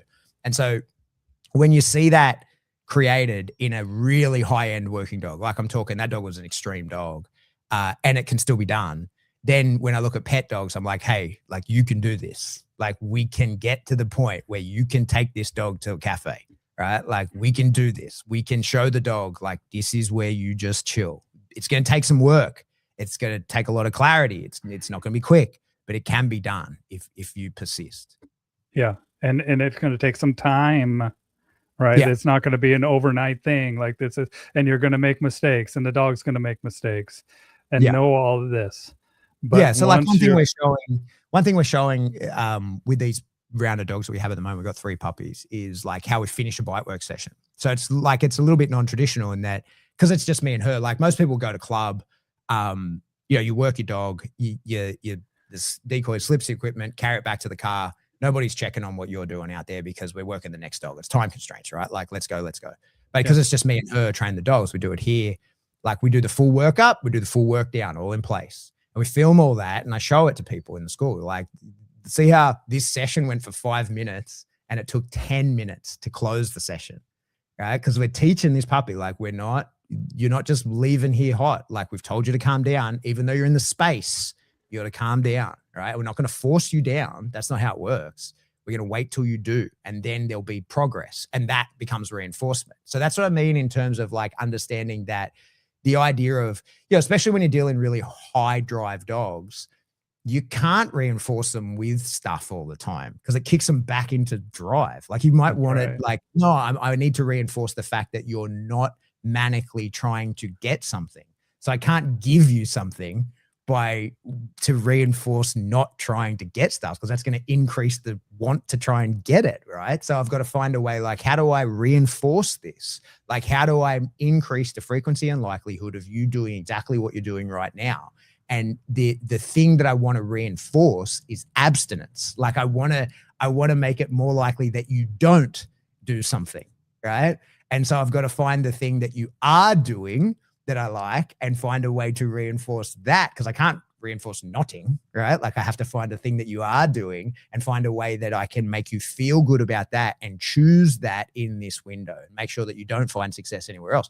So these are the sort of, like, that's the glue that holds the dog training together. The session where we're teaching the dog stuff, super important also, right? Like, and that's how the dog learns the skills that we need it to learn. But the space between the sessions is the glue that forms the dog and turns the dog into like who he actually is, who he is in his mind, right? Like, how does he think of himself? Most of that is built outside of the formal training session. Yeah, and knowing when to open that window, when to close it, and giving the dog the understanding of like, look, dude, that window's closed, man, and letting the dog calm themselves too. Like, I'm assuming you would keep the dog in the same space. The dog is being crazy, maniacal, manic, whatever, and you're just ignoring it. Dog starts like controlling it, but like, it's one of the things that, like, we see people, it's very common. Again, I was guilty of it myself, is that we work with a dog, we're playing with a ball, right? Or a tug or whatever. And then at the end of the session, we say, all finished. And the tug like goes on the shelf or behind the back or something like that. What I want is, it's like, all finished, but the tug's still right there, man. Like, I don't have to hide the thing from you, right? That's right. Like, finish doesn't mean that it's not here. It means that it's not in play, right? Like, it's not available to you. It's right there. It looks like it's available, but it's not. And the only way I can teach that to a dog is through like many, many repetitions of them trying to get it. Right. But again, this is a thing that we very much want them to get at other times. So we have to be careful in the way that we do that. We can't be like, hey, don't get that, and punish them, because then like you risk going into the like, never do that again. So it's finding the things to reinforce, but reinforcing with a lifestyle cue, like with progress. That's one of the things, like, progress is reinforcement. That's a very important thing for us to understand, is just letting the dog to continue will reinforce the thing that happened prior. Well, progress is, I mean, you can't go around it. You have to go through it. And that's what people, a lot of times they want the special, I mean, it's a forward onward movement, but you still have to move through whatever we're trying to progress. And then looking back at, the ground that we've covered, and being, noting the change that has taken effect, but also being thankful because where you've come from, Mm-hmm. What's going on here? Antonio's just left. Dude, Chad, well, I don't know what's going on with you, buddy, but we got a guy that's just commenting. He's very angry, I guess, on different show. What do you do? The different Jeff and Sean, Pillar Spectrum, come down. Silent Majority will be the next. Chad, I don't know what's going on with you, bud, but I see a lot of comments that you're making. Let's go to the other questions we have here. All right, Jeffrey says, hi, Pat. I have been listening to your canine paradigm for a while. Oh, here, let me share this so we can see what's going on here. All right. Hey, Pat, I've been listening to your canine paradigm for a while. How much would much appreciate it if you can have a discussion on one thing I noticed in Singapore. So Jeffrey's from Singapore. Dense environment, constant stimulation, limited space. Is that training philosophies might often change when real world consequences become unavoidable? And do you think environment change what is realistically possible in dog training? And I remember you saying that the dogs that you deal with from urban areas, rural areas, have a little bit different of a behavior than dogs that might be in the city. Yeah, like I think, I live in the city. I worked in the city. I think, right from the jump is you're dealing with social factors, right? Like there's people around all the time that can't be avoided. One of the things, I, for example, like the area I work in, if you followed the advice to the letter of like not taking a dog out before it was vaccinated, right? Like getting it into the world, it would live in a very small yard for a very long time, or in the home and just completely miss socialization. So like it's almost kind of not possible where I am, or certainly not advisable. Luckily, the risk of like pathogens is pretty low in the area. So yeah, for sure. Like I think that the spaces that you're in affect it, and we often, when we're talking about increasing the difficulty of training, we've got the 3 Ds, right? Like distance, duration, distraction. And unfortunately, some people find themselves in a position where you cannot get any more distance and you cannot reduce the distraction. Like that's just where you're at. So for sure, like the style of training, how you would do things, when you might need to train stuff would be affected by the environment that the dog is going to be expected to live in and work in, for sure. Well, and then that's where I talk to people that live in cities and try to find their different programs, right? And I'm glad I live out in the country. I'm glad I have my space where I can bring a dog to a new area. And sometimes I find too that if we do a reset, if we can bring a dog out of that environment, work on some basic commands, and then slowly bring them back into the environment, that might be helpful as well. But I mean, it just depends on that dog too. Yeah. I like to hear about dog training, not dog trainers. How about motivation? How does what you do build motivation and engagement translate to situations where the dog is sure to lose its mind out of the box? I guess we just talked about this. When training, how do you benchmark and when do you withdraw or correct? Yeah, like again, case by case, right? I think one of the things that's important is we're never unfair to the dog. And there's certain times, where the dog goes over threshold where I just wouldn't correct a dog. Cause you're like, well, this ain't gonna do anything. Like for sure, there's periods where you find yourself in management. And we often as balance trainers kind of say like, no, deal with it. Like, to if your dog blows up, to escape at that time, you're reinforcing the behavior, but often like sometimes you're like, yeah, well, that's the loss I have to take today because there isn't going to be a win. And I can take this loss, this small loss, or I can keep pushing and take a big loss. And so to me, again, like I think the best way to do it is we try not to expose dogs to the problems that like the situations that could cause them problems until we have the tools to deal with that problem, right? So it's one of the things like when we get new puppies, until we have a connection with them and a viable way to, first of all, reinforce them, but then also, control their emotional state a little bit. We don't take them anywhere and risk them having a negative experience that I can't change. And so like it's about being careful, the risks that you take and mitigating them. And so it's kind of knowing like, okay, in order to, I want to do whatever with my dog, the risks are 1, 2, 3. I can avoid those risks by X, Y, Z. So therefore I need to have those capabilities. Like I need to make sure that I've trained those things and the dog has an understanding of that before I put it in a position where that could go wrong. And it's one of the things I like to do is like I war game a lot. I've got an overactive mind, right? So like I think through if this, then that, probably too much. But that helps me then, because then I'm like, okay, well, I know what's going to happen when it goes bad. I have a plan. Like I've thought that through of like, okay, this is what I'll do if this, like I'm kind of wargaming that.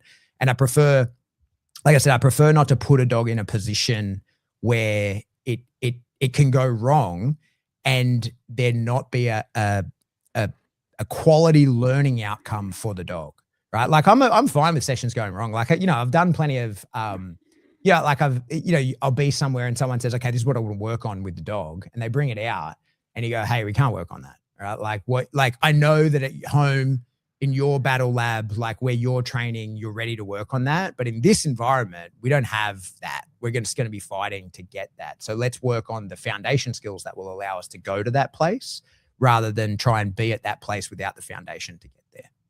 Yeah. Well, and I talk about thresholds and overwhelm, and recognizing when the threshold of overwhelm is being approached and when the dog is overwhelmed of the new situation, and being able to either plan B, you know, get out of there, or to stop and allow the dog to experience until that threshold kind of comes down. Does that make sense to you, Pat? Yeah. Yep. And so overwhelming thresholds. What are your top 3 rules for guidelines using positive punishment to change behavior? I don't really have the top 3 rules, right? Like it's all, it's when the thing is, I'll say this of punishment. If it's like, hey, don't ever do that, right? If the dog does something and you're like, hey, don't ever do that, just punish that behavior. That's when punishment comes in. Hey, you can never do that, right? Sometimes you can punish when it's like, hey, don't do that now. Sometimes you can punish that. But that's really the sort of crux of it. If it's like, hey, don't do that, that's when punishment comes in. Yep. Well, and if we're dealing with something that is going to be detrimental to that dog's life, right? Of like chasing a car, running into the street, something like that, where the punishment received from the environment is going to be much greater than the punishment that I can provide, then absolutely that's going to be one of my top to save that dog's life, to be like, no, don't fucking do that, dude. Yeah. Where to from here? How to stop stupid infighting. Oh my goodness. People saying weird things about subjects they don't understand, and the generally horrible treatment of others, and start getting back to cool things with dogs. I think that's where we started, right? Yeah, I think we've covered that, man. Like, just remember why you're doing this, dude, and that we're living the dream, right? And don't get so angry, right? I got a guy in my comments that's super angry, and it's like, man, live the dream. Live the dream. Know that we are living the life that we created, and even though it could get overwhelming, just stay out of the dark alleys of the infighting, and know that it's people are going to get offended about everything in life, and every industry, from cameras to art to medical stuff, that there's always going to be a way that's going to be offensive to you. And here in America, we're all about our freedom, and we have some people saying some pretty stupid and offensive things. And I saw some people out there protesting when I was talking to Larry about this, and I was like, man, I'm glad you guys are out here protesting, even though I think you're all idiots. I'm thankful that you have the freedom to do this, even though I don't agree. Is take what you will, leave the rest, and don't participate, especially if it's not going to lead to a solution and outcome. And also, dude, I think that the most important thing about what you said today was that these shorts, we can't cram, pretty abstract concepts into like 2-minute videos, man. Like, this takes unpacking. This takes situational awareness. This takes consideration. How can a camera be offensive? Whenever it's pointed at you, Larry, it's gonna be offended. No. I posted at one time a screenshot it from a camera group I was in, where someone actually wrote, and it might have been a joke, like it had to be, but someone actually wrote like, "That's it." It was a Canon group, and it was like, "That's it. I'm leaving this group. All Canon users are assholes." I was like, Yeah. oh my God, it's everywhere. Yeah, it's everywhere. It's a commonality of the human, dude. If we didn't have if we didn't have anything, we'd be like green eyes versus brown eyes. We'd be red hair versus, everybody knows that redheads are the best. I'm sorry, Pat, but that's just the way it is. Wait, you have a little bit of red, don't you? Got a You little got red in the beard. Yeah. in the beard, Yeah. so you're good. You're Yeah. dude. I'm letting you in. You get the pass. But Have you had a DNA test, Bill? Do you know where you're from? yeah, it's like Germanic and so Barrett's came from the Germanic region up to Ireland, right? And so I'm Irish, Welsh, and German. But dude, the genetic test showed that I had if I drink alcohol, bro, I get red.